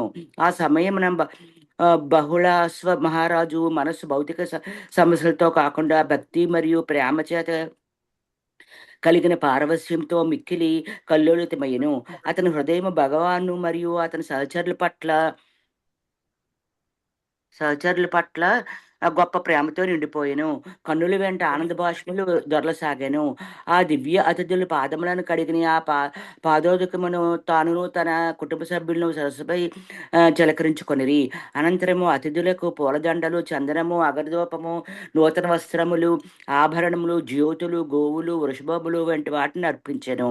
తన టీవీకి తగినట్లు వారితో ప్రతి ఒక్కరికి ఆ విధంగా అతను ఆరాధించాను. అందరినూ పుష్టిగా విందును ఆరగించి సుఖాసీనులో ఉన్నప్పుడు బౌళాశ్వుడు వచ్చి భగవాన్ పాదములు తన ఒడిలో తీసుకుని చేతులతో మృదువుగా మర్దన చేయసాగాను. ప్రభుజీ కొంచెం పైకి తీయ మర్దన చేయసాగను. మధురమైన స్వరంతో భగవంతుని లీలలను బహుళాసుడు మిక్కిలి ఇట్లు కీర్తించసాగను. ప్రభు సమస్త జీవుల హృదయముల్లో నెలకొని సాక్షిభూతుడిగా వారి కార్యములన్నింటినీ తొలగించేటట్టి పరమాత్ముడవు నీవు. కనుక విధి విహితముగా మేము నిరంతరము నీ పాదార విందములనే ధ్యానిస్తూ నీ నిత్య సేవ నుండి పతనం కాకుండా జాగ్రత్త వహించుతుండము. నీ పాదములు నిరంతరము స్మరణకు ఫలితంగా అవ్యాజ కృపతో మీరు మా గృహము స్వయముగా విచ్చేసరి. ప్రభు బలరాముని కంటను లక్ష్మీదేవి కంటను నీ శుద్ధ భక్తులే నీకు ప్రియమని మీ వివిధ వాక్కుల నుండి మేము ఎరుగుతుమి. మీ ప్రథమ పుత్రుడైన బ్రహ్మదేవుని కంటను కూడా నీ భక్తులపైన నీకు ఆశ్చర్యం అధికము. అట్టి నీ దివ్యవాక్కులు సత్యములు కావిస్తూ నా గృహమునకు విచ్చేసి నన్ను అనుగ్రహించితివి. నిరంతరము కృష్ణ చైతన్యంలో నెలకొన్నట్టు నీ భక్తుల పట్ల నీకు గల ప్రేమను అవ్యాజమైన కృపను తెలుసుకోడా జనులు నాస్తికులుగాను రాక్షస ప్రవృత్తి గలవారుగాను ఎందుకు ప్రవర్తిస్తుందరో నేను అర్థం చేసుకొని లేకుంటుని వారిని పాదములకు ఎట్లు విస్మరించగలుగుదురు. ప్రియమైన ప్రభు, ఒక వ్యక్తి తన సర్వస్వంలో త్యజించి శ్రీకృష్ణ చైతన్యంలో నెలకొని చోటి ఆ హైతుకు నీ సేవలు ఫలితంగా నిన్ను నీవే అతనికి సమర్పించుకొని నీ ఉదార స్వభావం మరియు కృపను గూర్చి మేము ఎరుగుదుము.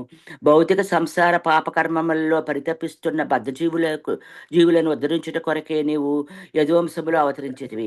అట్టి నీ అవతరణ దశ దిశలా వ్యాపించినది. ప్రియమైన ప్రభు, నీవు అపార కృపా సాగరుడవు, సచ్చిదానంద స్వరూపుడవు, శ్యామసుందరుడమైన శ్రీకృష్ణునిగా జగన్మోహనాకారముతో నీవు అందరి హృదయంలో ఆకర్షించగలవు. నీ జ్ఞానం అపారము. జనులకు భక్తియుక్త సేవను ఎట్లు చేయవలను ఉపదేశించడం కొరకే నీవు నీ అవతరణలైన నరనారాయణను భూకి పంపితివి.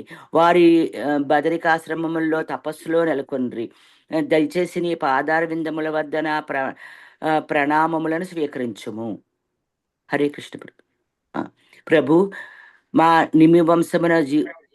నిమివంశరాజుల జీవితములను నీ పాదధూళితో పవిత్రం చేస్తూ నీవును నీ మహర్షులను నా గృహమును కొన్ని రోజుల పాటు విడిది చేయవలసిందిగా అర్థిస్తుంటిని.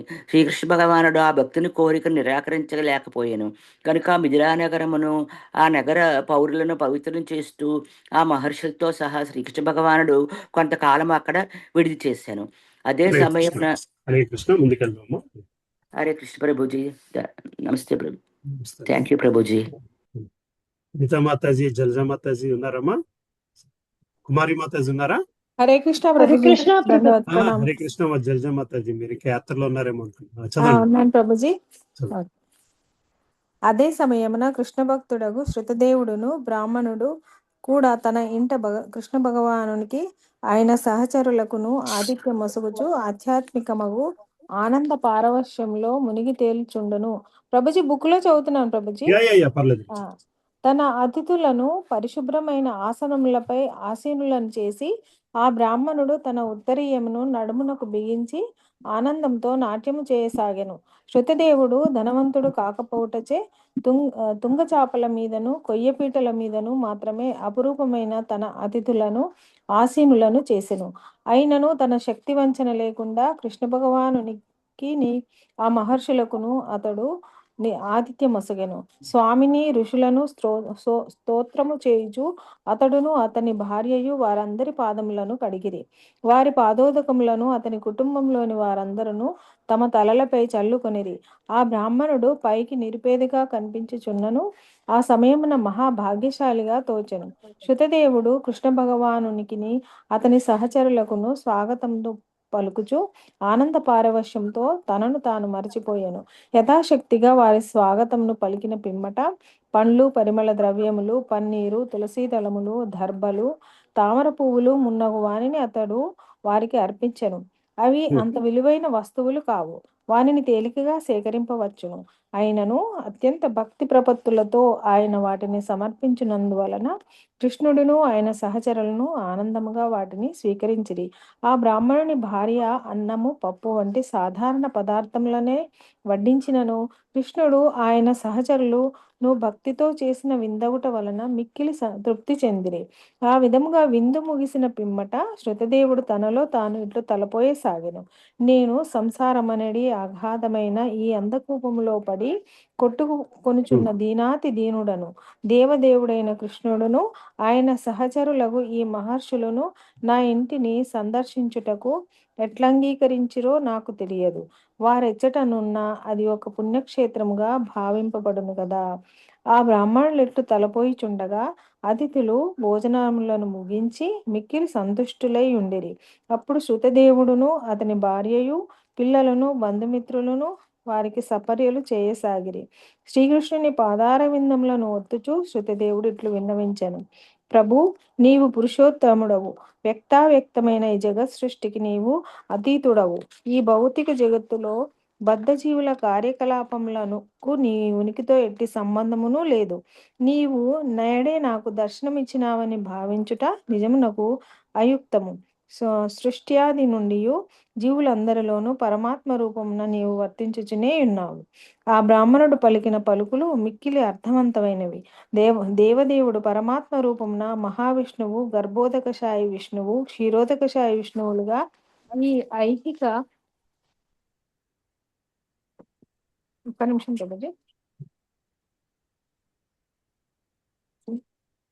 ఐహిక సృష్టిలో ప్రవేశించి మిక్కిలి ఆదరభావంతో ప్రతి జీవి శరీరంలోనూ జీవాత్మతో పాటు అధివసించి ఉన్నాడు. అందుచే ప్రతి జీవుడును అనాది కాలం నుండి స్వామితో కలిసియే ఉన్నాడు. కానీ జీవితమును గూర్చిన భ్రాంతి పూర్వకమైన భావన వలన జీవుడు ఆ సంగతిని గుర్తింపజాలకున్నాడు. అతని చైతన్యమును కృష్ణ చైతన్యముగా పరివర్తనము చెందిన మరుక్షణమున కృష్ణుడు ఎట్లు బద్ధజీవులను భవబంధముల నుండి విముక్తులను యత్నించుచున్నాడో అతడు అర్థం చేసుకొనగలుగును. శృతదేవుడు హరే కృష్ణ ప్రభుజీ. Thank you Prabhuji. కుమారి మాతాజీ చదువుతారమ్మా. హరే కృష్ణ ప్రభుజీ, చదువుతాను ప్రభు. శృతదేవుడు ఇంకను ఇట్లు కొనసాగించెను. ప్రభు, నిద్రమత్తు గల వాని వలె నీవు ఈ భౌతిక జగత్తులో ప్రవేశించితివి. బద్ధజీవుడు నిద్రలో తాత్కాలికమైన విద్యా జగత్తును సృష్టించుకొనును. భ్రాంతిపూర్వకమైన కార్యకలాపములలో ఒకప్పుడు తాను రాజైనట్లుగా, మరొకప్పుడు తాను హత్య చేయబడినట్లుగా, మరొకప్పుడు తనకు తెలియని ఏదో నగరములకు వెళ్ళినట్లుగా వివిధ రకముల కార్యకలాపములలో మునిగి తేలుతున్నాను. అవన్నీ కేవలము తాత్కాలికములు. అట్లే నీవు కూడా నిద్రావస్థలో ఈ భౌతిక జగత్తులోకి ప్రవేశించి నీ వ్యక్తిగత అవసరముల కొరకు కాకుండా పరమభోక్తమైన నిన్ను అనుకరింపదలుచు బద్ధజీవుని కొరకు తాత్కాలిక దృశ్యములను సృష్టిస్తుండువు. ప్రభుజీ, నేను ఇందులో చదువుతాను. ఈ భౌతిక జగత్తులో బద్ధజీవుల అనుభవములు తాత్కాలికములు, భ్రాంతి పూర్వకములు. బద్ధజీవుల భ్రాంతి పూర్వకమైన ఆనందము కొరకు తాము స్వయముగా అట్టి దృశ్యమును సృష్టించుకోలేరు. వారి కోరికలు తాత్కాలికములు, భ్రాంతి జన్యములు అయినను వాటిని పొందేలా వారికి తోడ్పడుట కొరకే నీవే ఆ తాత్కాలిక దృశ్యములలో ప్రవేశించువు. ఈ విధముగా ఆది నుండి అనగా బద్ధజీవులు భౌతిక జగత్తులో ప్రవేశించిన క్షణము నుండి నీవు వారికి నిత్య సహచరుడుపై ఉండువు. కనుక బద్ధజీవులు శుద్ధ భక్తుల సాంగత్యముతో నీకు భక్తియుత సేవను చేస్తూ, నీ దివ్యలీలను గుర్చి శ్రవణము చేస్తూ, నీ దివ్యలీలను కీర్తిస్తూ, ఆలయములలోని నీ శాశ్వత స్వరూపమును ఆరాధిస్తూ, నీ దివ్య స్థితిని గుర్చి భక్తులతో చర్చిస్తూ క్రమేణా భౌతిక సంసారము నుండి విముక్తులవుదురు. వారి హృదయములు క్రమేణా పవిత్రములై వారి హృదయములలో నీవు గోచరించువు. నీవు నిరంతరము బద్ధజీవులను వెన్నంటి ఉండినను భక్తియుత సేవతో వారు పవిత్రులైన పిమ్మటనే నీవు వారికి ప్రకటమగుదువు. కామ్య కర్మలు, కర్మకాండలు మరియు సాధారణ కర్మలతో ఆకర్షించబడిన వారు భక్తియుత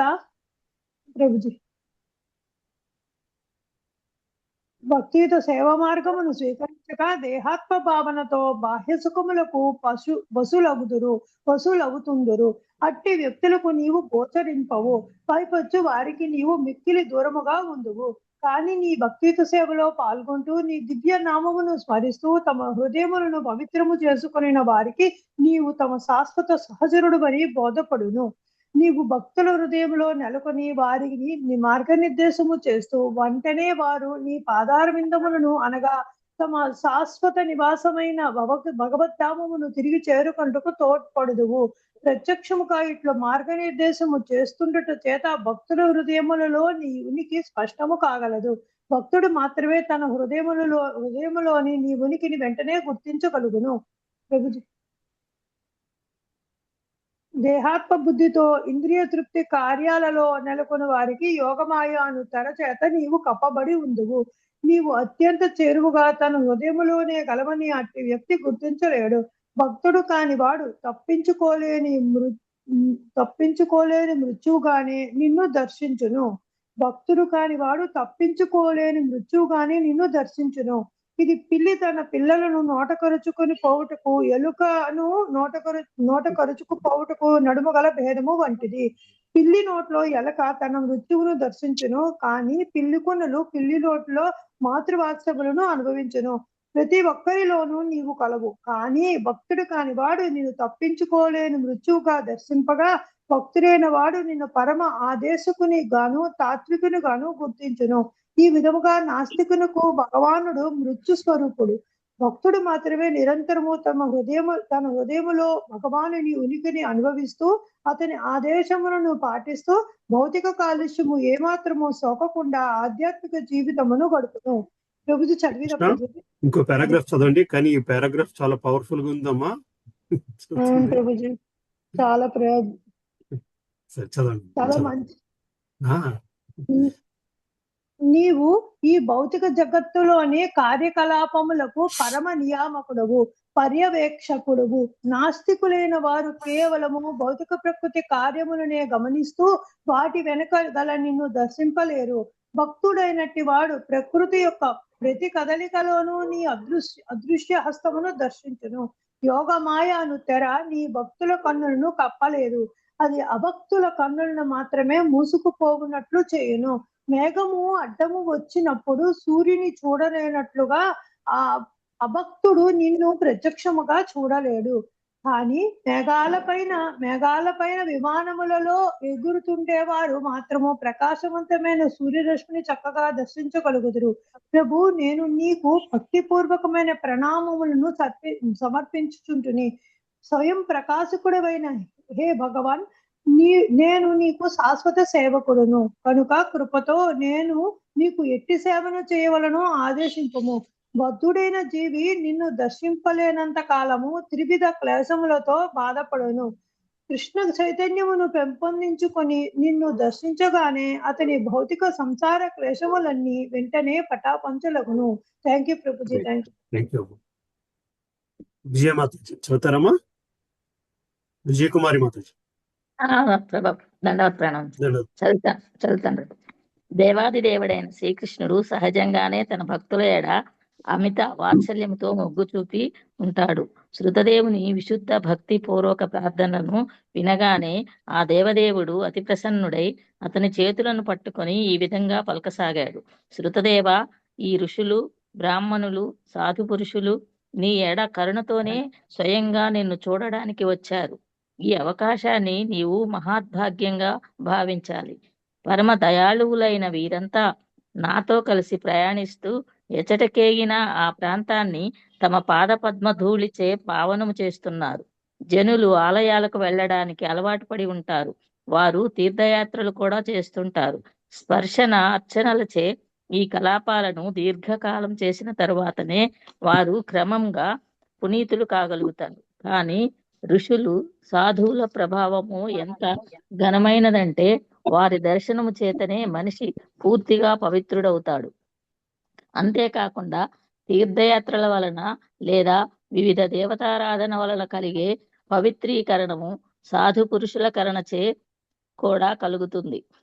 సాధు పురుషుల సన్నిధి వలననే తీర్థక్షేత్రము పవిత్ర స్థానమై అలరారుతుంది. శృతదేవ, జన్మచేతనే బ్రాహ్మణుడు మానవులందరిలో శ్రేష్ఠుడై ఉన్నాడు.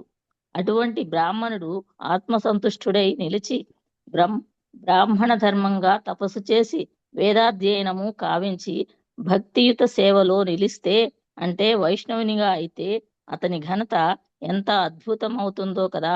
నా చతుర్భుజ నారాయణ రూపమును బ్రాహ్మణ వైష్ణవుని ఎంతగా నాకు ప్రియమైనది కాదు.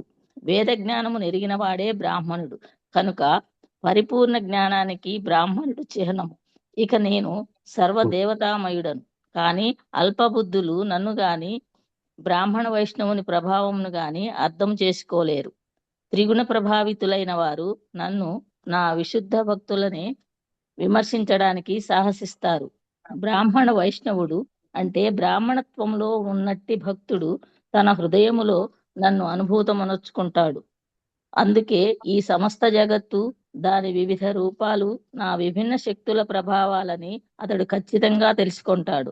ఆ విధంగా అతడు ప్రకృతి గురించి, మహత్వత్వము గురించి స్పష్టమైన భావనను కలిగి ఉండి ప్రతి కార్యములో నన్ను తప్ప అన్యముగా గాంచడు.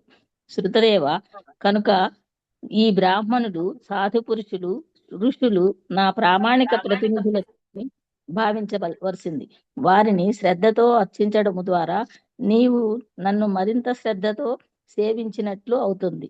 నా భక్తులను అర్చించడమే నన్ను ప్రత్యక్షంగా అర్చించడం కన్నను ఉత్తమమని నేను భావిస్తాను. ఎవరైనా నా భక్తులను అర్చించక నన్ను నేరుగా అర్చించడానికి యత్నిస్తే అదెంత ఐశ్వర్యవంతమైన పూజ అయినప్పటికీ దానిని నేను స్వీకరించను. ఈ ప్రకారముగా శృతదేవుడు, మిథిలారాజు ఇద్దరు భగవన్ నిర్దేశములో ఆ దేవదేవుని, అతని అనుయాయులను ఒకే ఆధ్యాత్మిక ప్రాధాన్యముతో అర్చించారు.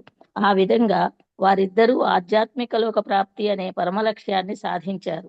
భక్తుడు కృష్ణుని తప్ప అన్యుని ఎరుగడు. శ్రీకృష్ణుడును తన భక్తుని పట్ల అమిత వాత్సల్యంతో ఉంటాడు. ఈ విధంగా శ్రీకృష్ణుడు మిథిలలో శృతదేవిని ఇంటిలోను, బహుళాశ్వుని మందిరంలోను వసించాడు. ఆ ప్రకారము తన దివ్యోపదేశాలతో వారిని అనుగ్రహించిన తరువాత దేవాది దేవుడు ద్వారకాపురికి తిరిగి వెళ్ళాడు.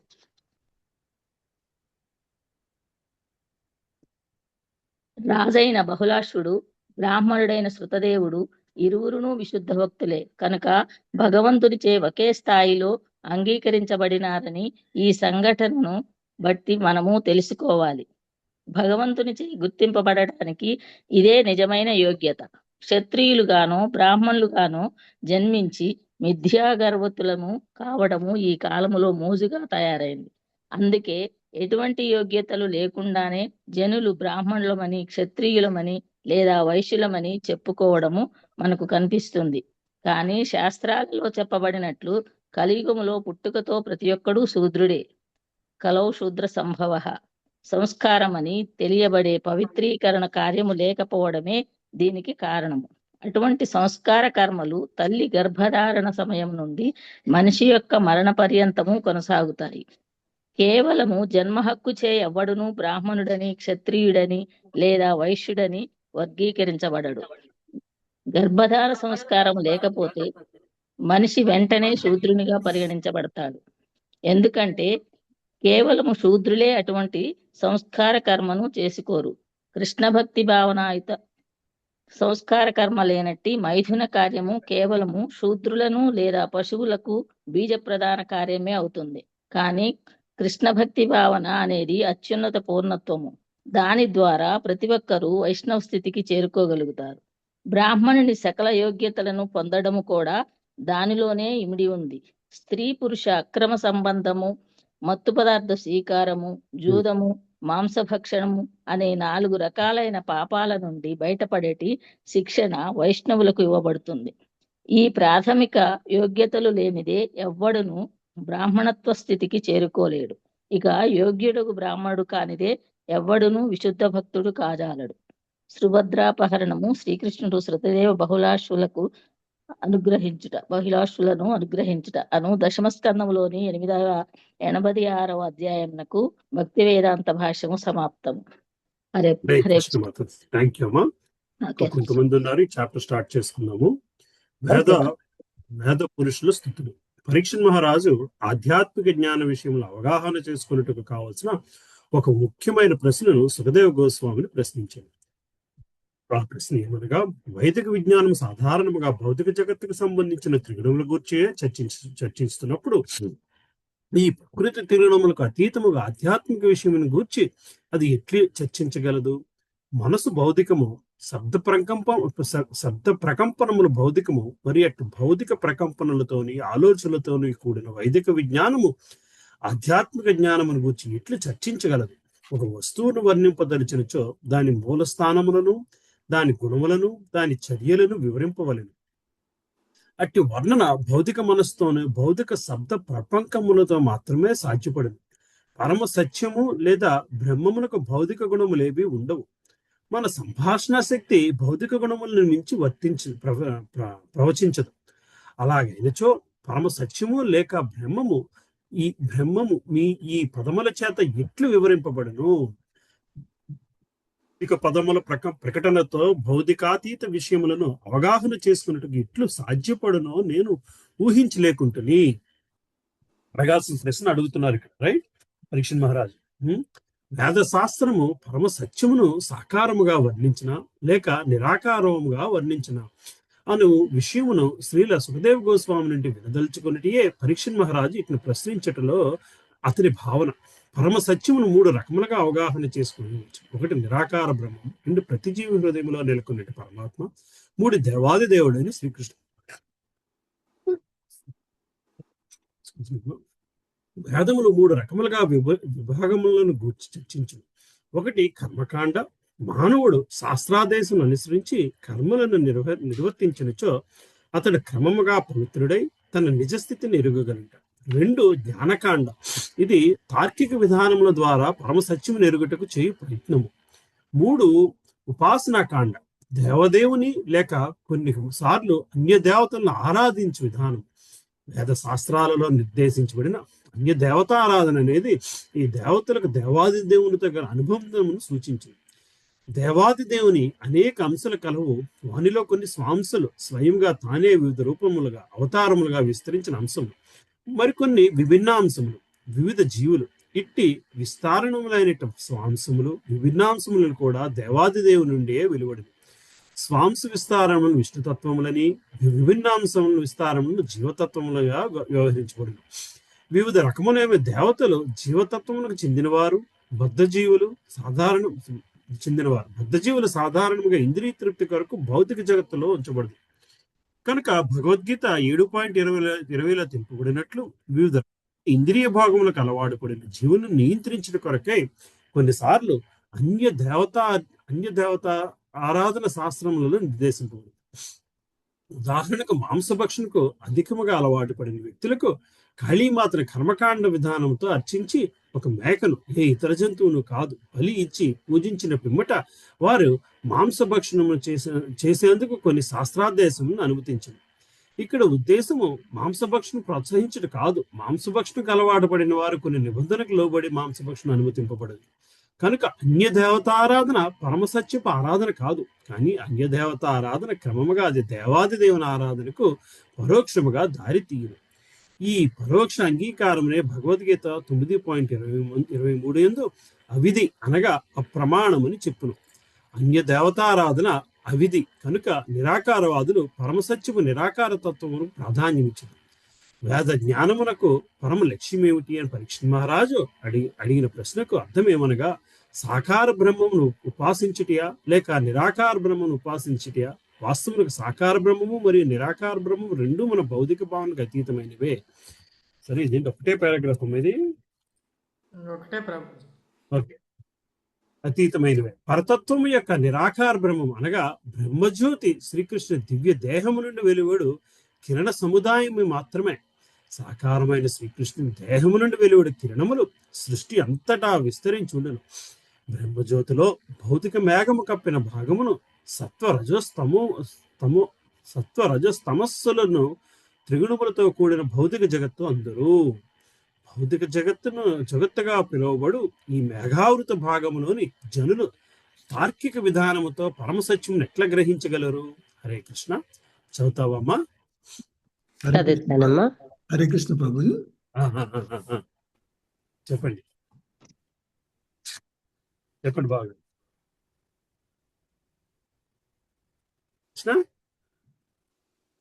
చిన్న డౌట్ ఉంది అక్కడ.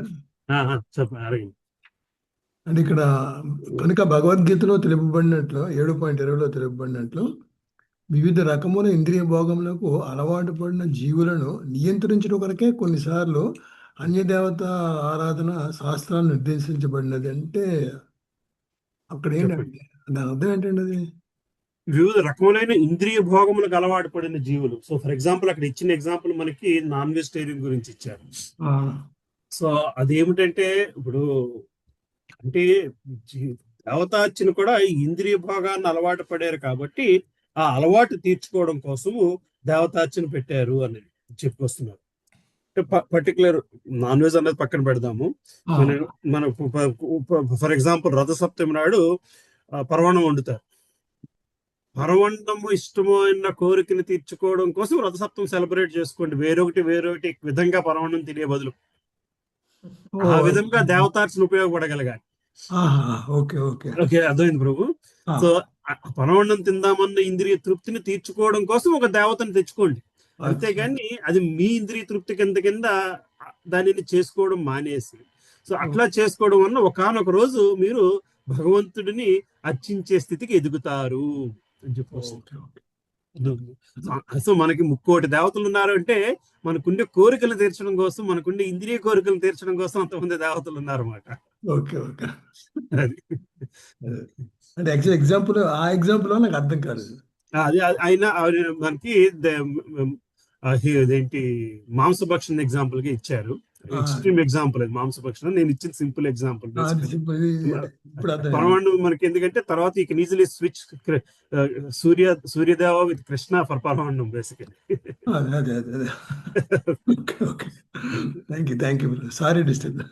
పర్వాలేదు బాబు గారు, ఇది యాక్చువల్లీ ఇది వెరీ పవర్ఫుల్ చాప్టర్.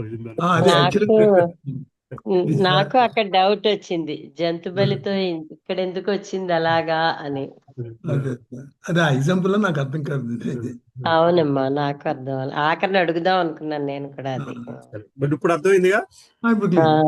అర్థమైంది. ఇప్పుడు ఏంటి పసుపు నోము చేయడం అని కానీ, కుంకుమార్చన చేయడం కానీ, అదంతా కూడా ఒక రకమైన ఇంద్రియానందమే. దానికోసం ఒక దేవతను ఎంచుకోగలిగారు, ఒక దేవతను నిలబెట్టుకోగలిగారు బేసికలీ. అంటే మన అంటే భగవాను అన్ని అడగకుండా అడగడానికి కాదు, ఇక్కడ అడగడానికి కాదు, ఇంద్రియానందాన్ని తీర్చుకోవడానికి కోసం ఒక దేవతను ఫిక్స్ చేసుకుంటున్నాం. అది ఆనందాన్ని తీర్చుకోవడం కోసం వరలక్ష్మి వ్రతం చేసుకోవడంలో ఒక ఆనందం ఉంది. నలుగురికి మన దగ్గర ఉన్న నగలన్నీ డిస్ప్లే చేయాలని ఆనందం వరలక్ష్మి వ్రతం కోరికతో తీర్చుకోండి. అది Hare Krishna. Good example. Thank you. చదువు. హరే కృష్ణ. అంటే యాక్చువల్గా నేను పరీక్ష చెప్పండి బాబు. మధ్యలో ఎందుకు ఆపానంటే ఈ సీక్వెన్స్ మళ్ళీ మనం మర్చిపోతాం. పర్లేదు బాబు గారు. యాక్చువల్ గా ప్రతి ఒక్కళ్ళు చదివిన తర్వాత వాళ్ళు చదివిన దాంట్లో వాళ్ళకి అర్థమైంది ఏంటో చెప్పమంటే బాగుంటుందేమో అనిపించింది. వాళ్ళ కుమారి మాత అది చదివిన పారాగ్రాఫ్ చాలా పవర్ఫుల్ గా ఉంది. అది ఏంటది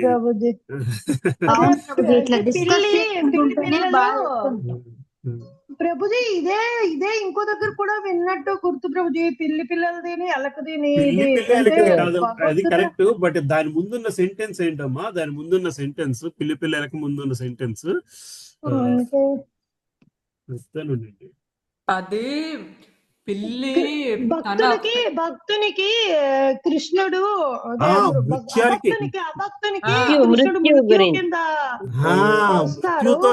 మృత్యుతో సమానంగా చూస్తారు. బేసికల్ అంటే దేవుడిని చనిపోయిన తర్వాతనే చూస్తామన్న భావనలో ఉంటారు. అంటే భగవంతుడిని మృత్యువుకి ఎంత భయపడతాం అంత భయపడిపోతుంటాము. బేసికల్ గా భగవంతుడు అంటే భక్తుడు కానివాడు. అందుకు పూజ కూడా చేయడానికి దేవుడి దగ్గరికి వెళ్ళడానికి కూడా భయపడతాడు. ఎందుకంటే మనం చాలా మంది భయపడడం కంటే వాళ్ళు అసలు దాన్ని నమ్మరు. భయపడడం దాకా కాదు కానీ వాళ్ళు అసలు నమ్మరు. అది ఒకటి నమ్మకుండా ఉండడానికి లోపలుండే కారణం అది అని చెప్తున్నారు ప్రభుపాదుల వారు. ఎందుకంటే వాళ్ళకి మృత్యువుకి ఎంత భయపడతారో భగవంతుడికి కూడా భయపడతారు బేసికల్గా. అందుకే భగవంతుడి దగ్గరికి నమ్మకపోవడం అనేది ఒక ముసుగు. వెళ్ళడానికి ఇష్టపడరు భగవంతుడి దగ్గరికి ఆరాధనకి. అది కూడా అది రైట్ అని నాకు అది కూడా పవర్ఫుల్ గా అనిపించింది నాకు అది చదువుతుంటే. అవునమ్మా. సరే చదవనమ్మా.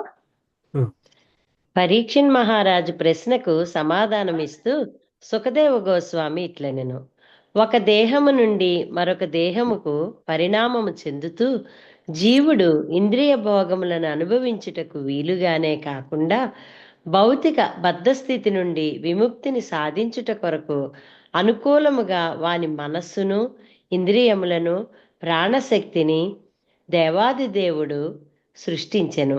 అనగా ఇంద్రియములు, మనస్సు, ప్రాణశక్తి ఒక దేహము నుండి మరొక దేహమునకు మారుటకు, ఇంద్రియ భోగములను అనుభవించుటకు మాత్రమే కాకుండా ముక్తికి సాధనముగా కూడా వాటిని ఉపయోగించుకోవచ్చును. శాస్త్ర ఆదేశములు బద్ధజీవులకు నియమానుసారముగా ఇంద్రియ తృప్తిని అనుమతించుట కొరకే కాకుండా జీవితంలో మరింత అధికముగా ప్రగతి సాధించుట కొరకు కూడా అవకాశం ఇచ్చును. చివరకు ఒకరి చైతన్యము పవిత్రీకరించబడినప్పుడు వారు తమ నిజస్థితిని ఎరిగి భగవద్ధామమును తిరిగి చేరుకుందురు. జీవి బుద్ధిని కలిగి ఉండును కనుక జీవుడు తన మనస్సును, ఇంద్రియములను బుద్ధితో నియంత్రించవలెను. బుద్ధిని సక్రమముగా వినియోగించుట ద్వారా మనస్సు, ఇంద్రియములు పవిత్రీకరింపబడినచో బద్ధజీవి ముక్తిని సాధించును. అలా కాకుండా బుద్ధిని వినియోగించి మనస్సును, ఇంద్రియములను నియంత్రించుకొననిచో బద్ధజీవులు ఇంద్రియ భోగముల కొరకు ఒక దేహము నుండి మరొక దేహమునకు పరిణామము చెందుతూనే ఉంటారు. సుఖదేవ గోస్వామి సమాధానంలో భగవానుడే బద్ధాత్మ మనస్సును, ఇంద్రియములను, బుద్ధిని సృష్టించిన అంశము స్పష్టీకరించబడెను. అంతేకాని జీవులు సృష్టించబడినట్లు మాత్రము ఎక్కడా పేర్కొనబడలేదు. అంతేకాని జీవులు సృష్టించబడినట్లు మాత్రము ఎక్కడా పేర్కొనబడలేదు. సూర్యకిరణములలో ప్రకాశించు వెలుగు కణములు సూర్యునితో పాటు నిత్యము నిలిచి ఉండునట్లే జీవులు కూడా దేవదేవుని అంశలుగా నిత్యము నిలిచి ఉంటారు. కొన్నిసార్లు సూర్యుని చేత సృష్టించబడిన మేఘముల చేత సూర్యకిరణములు కప్పబడినట్లుగా బద్ధజీవులు దేవాది దేవుని అంశలుగా శాశ్వతులైనను కొన్నిసార్లు దేహాత్మ బుద్ధి అను మేఘము చేత అజ్ఞాన అంధకారంలో ఉంచబడుదురు. వైదిక ప్రక్రియ సమస్తము అటువంటి అంధకార స్థితిని నిర్మూలించుట కొరకే ఉద్దేశించబడినది. చివరకు బద్ధజీవుని ఇంద్రియములు, మనస్సు పూర్తిగా పవిత్రమైనప్పుడు అతడు తన నిజస్థితి అయిన కృష్ణ చైతన్యమును తిరిగి పొందును. అదియే ముక్తి అనబడును. హరే కృష్ణ. స్ట్రాంగ్ గానే ఉంది నాన్న. ఇక్కడ ఈ భాగం అంతా కూడా అందులోని వేద పురుషుల స్థుతులు కదా ఇది. హరే కృష్ణ అమ్మ. చదవండి వేదాంత ప్రభుజీ ఇక్కడ సూత్రాలలో ఇంద్రియములు, మనస్సును, బుద్ధిని అన్ని భగవంతుడే సృష్టించాడు. కృష్ణుడే సృష్టించాడు అంటారు. మరి మరుపును కూడా ఆయనే పెట్టారు కదా. మరుపుని పెట్టినప్పుడు మనం చేసేది మరి ఆ భగవంతుడిని మర్చిపోయేలా కూడా చేస్తాడు ఆయన. భగవంతుడిని మర్చిపోయేలా చేస్తాడంటే మరుపును పెట్టాడు కానీ ఏది మర్చిపోవాలో మనమే డిసైడ్ చేసుకుంటున్నాము. మరి అన్ని ఆయన పెట్టినప్పుడు మనం ఎలా డిసైడ్ చేసుకోగలుగుతాం? ప్రభుజీ మరి మనకి పాత జన్మ ఏం తెలియదు కదా ప్రభుజీ. అది మట్టికి మరి మనం ఏం చేయలేదు కదా. మనం మర్చిపోవాలని కావాలని మర్చిపోలేదు కదా. అది మనం కావాలని మర్చిపోవట్లేదు. అది అది అది సృష్టి సహజం బేసికలీ. ఐ మీన్ అది ఆ మరుపు లేకపోతే, పాత జన్మది మరుపు లేకపోతే అది మరింత ప్రాబ్లం క్రియేట్ చేసేస్తుంది. మరుపు లేకపోతే ఒకళ్ళ మీద పగ ఉంటే ఇప్పుడు పుట్టి సాధించడం, పగ ఉన్నా ప్రేమ ఉన్నా రెండు ప్రాబ్లమే బేసికల్లీ. సో భగవంతుడిని మర్చిపోవడం అంటే భగవంతుడిని సంపూర్ణంగా మర్చిపోలేదు. ఇంకొకటి ఏదో మనకి ఇంకా ఎక్కువ బలంగా గుర్తుండిపోయింది. అది ఏమిటి అంటే భౌతిక ఆనందం, ఇంద్రియానందం. హరే కృష్ణ. వేదాంత సూత్రాల్లో ప్రథమ సూత్రం. హరే కృష్ణ. వేదాంత సూత్రములలో ప్రథమ సూత్రము పరమసత్యమును గూర్చి ప్రశ్నించును. అదాతో బ్రహ్మ జిజ్ఞాస, పరమ సత్యపు స్వభావం ఏమిటి? ఆ తరువాత సూత్రము ఈ ప్రశ్నకు సమాధానమిస్తూ పరమసత్యపు ఈ స్వభావము సమస్తమునకు మూలస్థానముగా ఉండుటే అని వివరించును. ఈ భౌతిక బద్ధ జీవితంలో మనము అనుభవించుచు సమస్తము కూడా భగవానుని నుండే ఉత్పన్నమవుతుండెను. పరమసత్యమే మన మనస్సును, ఇంద్రియములను, బుద్ధిని సృష్టించును. అనగా ఆ పరమసత్యము మనోబుద్ధి ఇంద్రియములను కలిగి ఉన్నదని స్పష్టమవుతుండెను. కనుక అతడు నిరాకారుడు కాదు. సృష్టించను అను పదమే అతనికి దివ్యమైన బుద్ధి కౌశలము కలదని సూచిస్తుండెను. ఉదాహరణకు ఎవరైనాను తండ్రి అయినప్పుడు తండ్రికి ఇంద్రియములు ఉండుట చేతనే శిశువుకు కూడా ఇంద్రియములు ఏర్పడుతుండెను. తండ్రికి కాలు చేతులు ఉండుట చేతనే శిశువుకు కూడా కాలు చేతులు సంక్రమిస్తుండెను.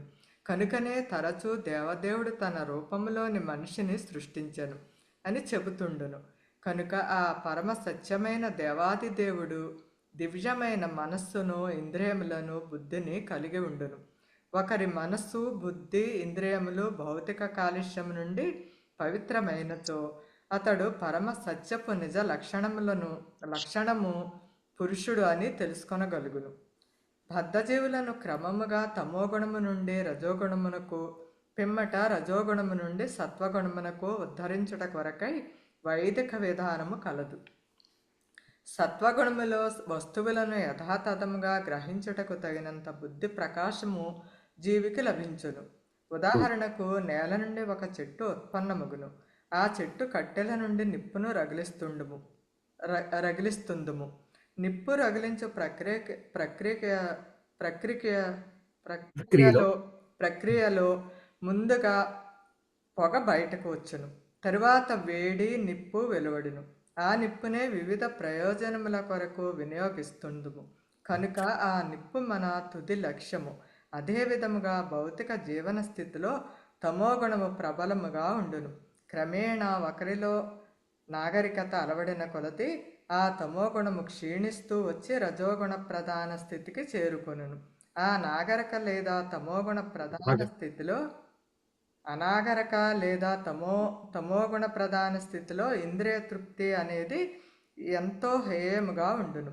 అదే రజోగుణ ప్రధాన నాగరిక స్థితిలో ఇంద్రియ తృప్తి అనేది కొంత ఆకర్షణీయముగా జరుగును. కానీ మానవుడు సత్వగుణ ప్రధాన స్థితిని చేరుకొనినప్పుడు తన ఇంద్రియములు, మనస్సు విపరీత చైతన్యము చేత కప్పబడి కేవలము భౌతిక కార్యకలాపములోనే నిమగ్నమైనట్లుగా అతడు గ్రహింపగలుగును. ఈ విపరీత చైతన్యము క్రమముగా కృష్ణ చైతన్యముగా పరిణతి చెందినప్పుడు ముక్తి మార్గము తెరుచుకొనును. పరమ సత్యమును మనము ఇంద్రియములతోనూ మనస్సుతోనూ చేరుకోలేమని దాని అర్థము కాదు. వాస్తవమునకు ఇంద్రియములు, మనస్సు, బుద్ధి ప్రకృతి గుణముల చేత కప్పబడినట్టి స్థితిలో అవి పరమ సత్యపు స్వభావమును గుర్తింపలేవు. కానీ ఇంద్రియములు పవిత్రములైనప్పుడు పరమ సత్యమును గ్రహింపగలవు. ఈ శుద్ధీకరణ ప్రక్రియ భక్తియుక్త సేవ లేదా కృష్ణ చైతన్యము. వేద విజ్ఞాన లక్ష్యము శ్రీకృష్ణుని అవగాహన చేసుకొనుటయే. శరణాగతి పద్ధతిని అనుసరించి భక్తియుక్త సేవ చేతనే శ్రీకృష్ణుని అవగాహన చేసుకొనగలమని భగవద్గీత 15.15, 18.55లో స్పష్టముగా తెలుపబడినది. భగవద్గీత 18.65లో తెలుపబడినట్లు నిరంతరము శ్రీకృష్ణుడినే స్మరించవలెను. శ్రీకృష్ణుడినే ప్రేమతో సేవించవలెను. అతడినే ఎల్లప్పుడూ అర్చిస్తూ అతనికి నమస్కరించవలెను. ఎవరైనను నిస్సందేహముగా ఈ పద్ధతి ద్వారా భగవద్ధామములో ప్రవేశించగలరు. హరికృష్ణ ప్రభుజీ. చదవమంటారా ఎవరన్నా? ముందుకు వెళ్దాం. నిన్న లాస్ట్ పేరు ఒకటే అర్థమైందండి. చాలా స్పష్టంగా చెప్పారు ప్రభుజీ. ఇందులో ఒకటే అర్థమైందండి. అది కూడా అసలు చాలా హై లెవెల్ ఫిలాసఫీ. అధ్యాయం ప్రశ్నలు జవాబులు బాగున్నాయి. అది ఇది మీరు ఏమైనా మాకు ఎప్పుడైనా ఒక టైం ఉంటే ఒక క్లాస్ తీసుకుంటేనే బాగుంటుంది. వేదస్థుతులు మనకి గుర్తుందో లేదో మన యుగల్ కిషోర్ ప్రభు చెప్పారు మనకి 5 క్లాస్ 6 క్లాస్. సో ఇది ఇప్పుడు మనకి ఇందులో చదువుకు వెళ్తేనే ఇది 100 పేజీల పైన ఉంది ప్రభు. మనకి మామూలు పుస్తకంలో అది ఇంకా ఒక 300 పేజీలు ఎంత ఉంటుంది అనుకుంటా ఈ చాప్టర్ 200 పేజీలో. సో మనం ఒకసారి కావాలంటే చెప్పుకుందాం ప్రభు. పెద్ద విషయం ఏమి కాదు. It is tough but we should discuss. ఇలాంటి టాపిక్స్ కావాలి అంటే అడగండి, we will discuss. ఇది బాగుంది ప్రభుజీ. ఎలాంటివి తెలుసుకోవాలి అంటే చాలా టఫ్గా ఉంది. అసలు రోమాలు లెగుస్తున్నాయి చదువుతుంటే.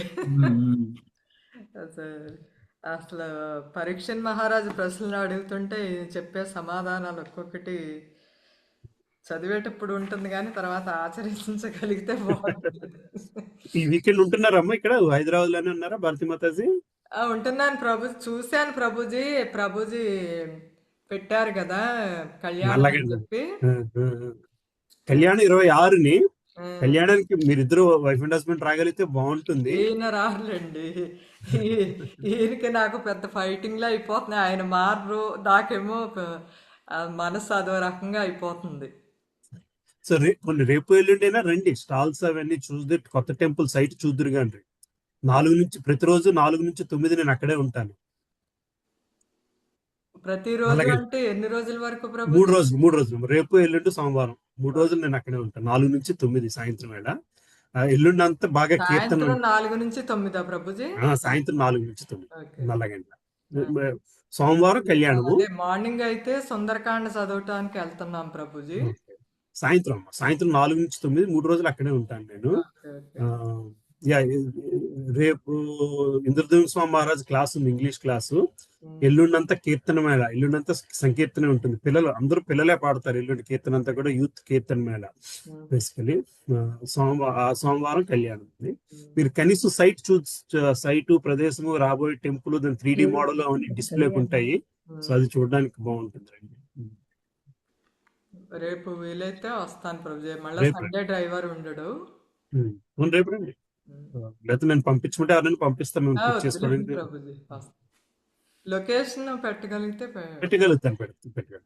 ఇస్కాన్ సైబరాబాద్ అంటే వస్తుంది. బట్ మీరు లొకేషన్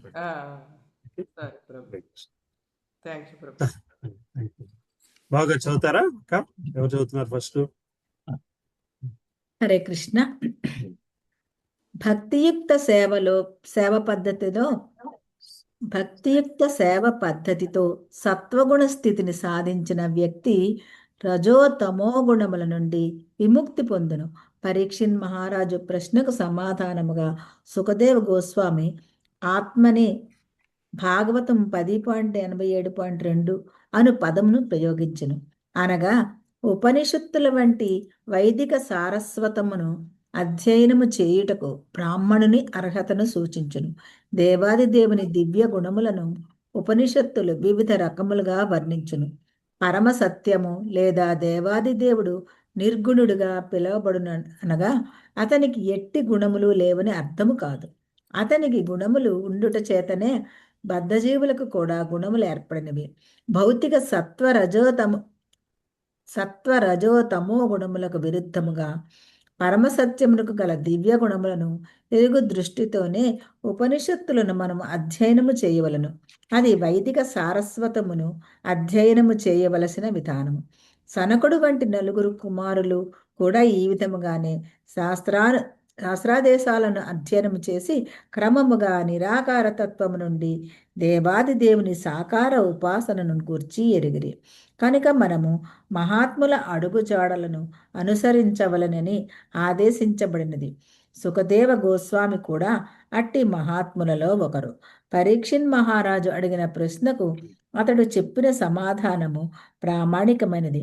అట్టి మహనీయుల అడుగుజాడలను అనుసరించు వారెవరనూ సులభముగా మోక్ష మార్గములో ప్రయాణించి చివరకు భగవద్ధామమును చేరుకోగలరు.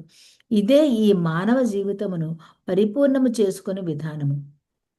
సుఖదేవ గోస్వామి పరీక్షిన్ మహారాజుతో ఇంకనూ ఇట్లనెను, మహారాజా, ఈ నారాయణునికి సంబంధించినది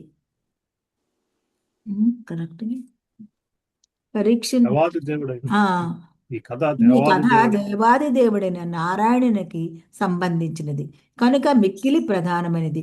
ఈ కథ నారాయణ ఋషికిని నారద మహర్షికిని నడుమ జరిగిన సంవాద రూపము. నారాయణ ఋషి నేటికిని హిమాలయాల్లో బద్రికాశ్రమములో నివసిస్తుండిరి. అతడు శ్రీమన్నారాయణుని అవతారముగా అందరూ అంగీకరించబడుదురు. హిమాలయ పర్వతములలో ఉత్తర ప్రాంతంలో కలదు. అది ఎల్లప్పుడూ మంచు చేత కప్పబడి ఉండును. శ్రద్ధాభక్తులు గల భారతీయులు నేటికిని వేసవకాలములో మంచు కొంత తక్కువగా ఉండు సమయములో ఈ క్షేత్రమును దర్శిస్తుందురు. ఒకప్పుడు దేవతలందరిలోకి మహాభక్తుడు మరియు దేవర్షి అయిన నారదుడు వివిధ లోకములలో సంచరిస్తూ భూలోకములోని బదరికాశ్రమమునకు స్వయముగా వెళ్ళి నారాయణ మహర్షికి ప్రణామములను సమర్పించుకోవాలని భావించను. నారాయణుని అవతారమైన నారాయణ ఋషి భగవద్ధామమును చేరుకుని మార్గమును బోధించుట కొరకై ఆరంభం నుండి అతడు కఠిన తపస్సు చేస్తుండెను. అతడి తపములు మానవజాతికి ఆదర్శవంతమైనది. ఒకప్పుడు నారాయణ ఋషి కలాప గ్రామములో పలువురు భక్తుల నడుమ ఆసీనుడై ఉండెను. అక్కడ చేరిన వారందరూ సాధారణ ఋషులు కారు. దేవర్షి అయిన నారదుడు కూడా అక్కడ ప్రకటమయ్యను. నారదుడు ప్రణామములను సమర్పించుకొని పరీక్షిన్ మహారాజు సుఖదేవ గోస్వామిని అడిగిన ప్రశ్ననే నారాయణ ఋషిని అడిగను. నారాయణ ఋషి నారదునకు పూర్వాచార్యులు బోధించిన మార్గములోనే సమాధానమిచ్చను. అతడు ఒకప్పుడు జనలోకములో కూడా స్వర్గలోకములకు పైన ఉండును. జనలోకములో కూడా ఇదే ప్రశ్న చర్చించబడినదని తెలిపెను.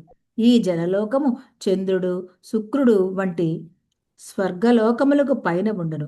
ఈ లోకములో మునులు, ఋషులు నివసిస్తుందరు.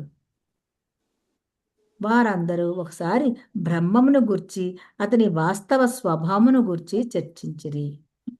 హరే కృష్ణ ప్రభు. హరే కృష్ణ. హరే కృష్ణ ప్రభు. దండాత్ ప్రభు. నారాయణ ఋషి ఇట్లు తెలుపసాగాను. ప్రియమైన నారద, చాలా కాలం క్రితము జరిగిన ఒక కథను నేను నీకు వినిపించదను. ఒకసారి స్వర్గలోకవాసులు ఒక మహాసభను నిర్వహించింది. దానిలో సనక, సనాతన, సనంద, సనత్ కుమార్ల వంటి ప్రముఖ బ్రహ్మచారులందరూ దాదాపు సమావేశమయ్యారు. వారి చర్చా విషయము బ్రహ్మము లేక పరమసత్యము గురించి ఎరుగుట.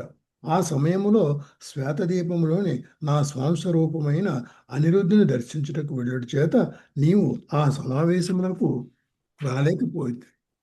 ఆ సమావేశంలోని బ్రహ్మచారులు, ఋషులు నీవు నన్ను ప్రశ్నించినట్టు ఇదే విషయం గురించి ఎంతో వివరంగా చర్చించారు.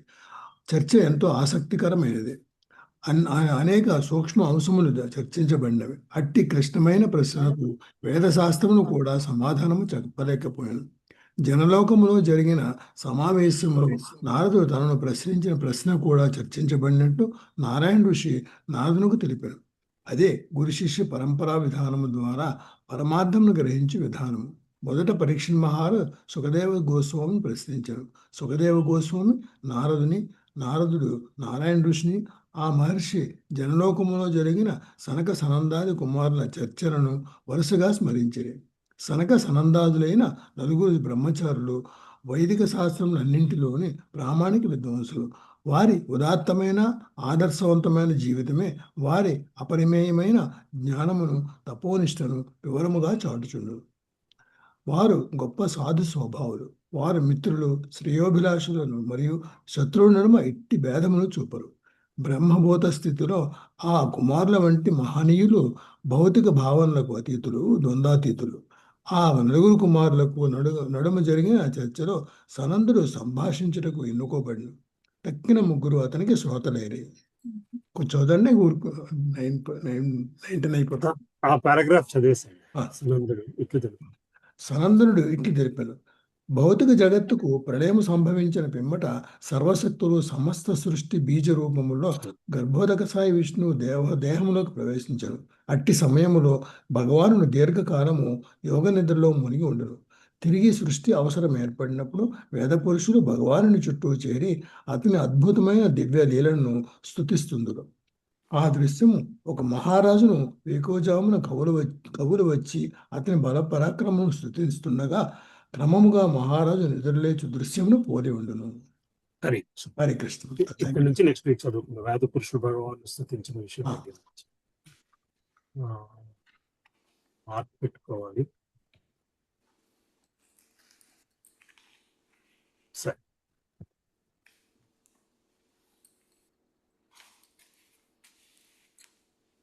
హరే కృష్ణ.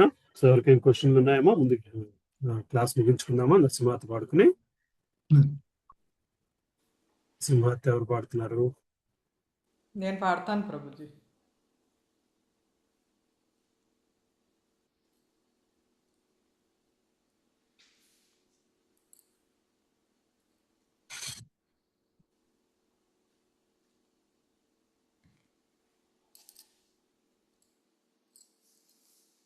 పాడమంటారా ప్రభుజీ? పాడండి. నమస్తే నరసింహాయ ప్రహ్లాదహ్లాదదాయినే హిరణ్యాకాశిపో రక్షః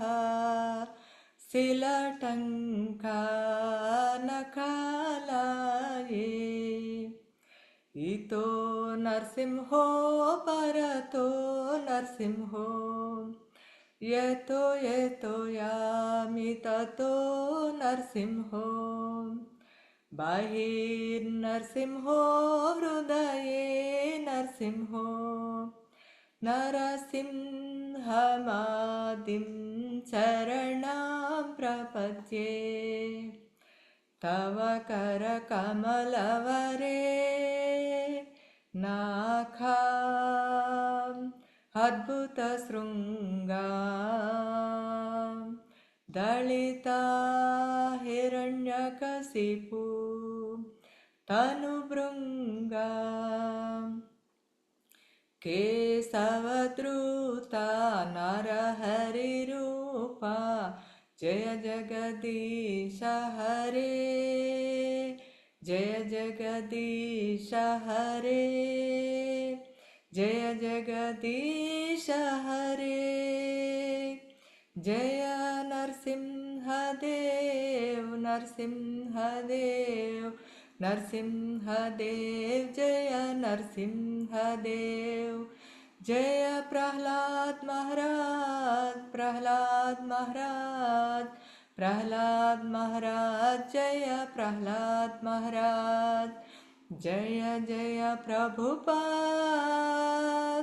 ప్రభుపాద్ ప్రభుపాద్ జయ జయ ప్రభుపాద్ జయ జయ గురుదేవ్ గురుదేవ్ గురుదేవ్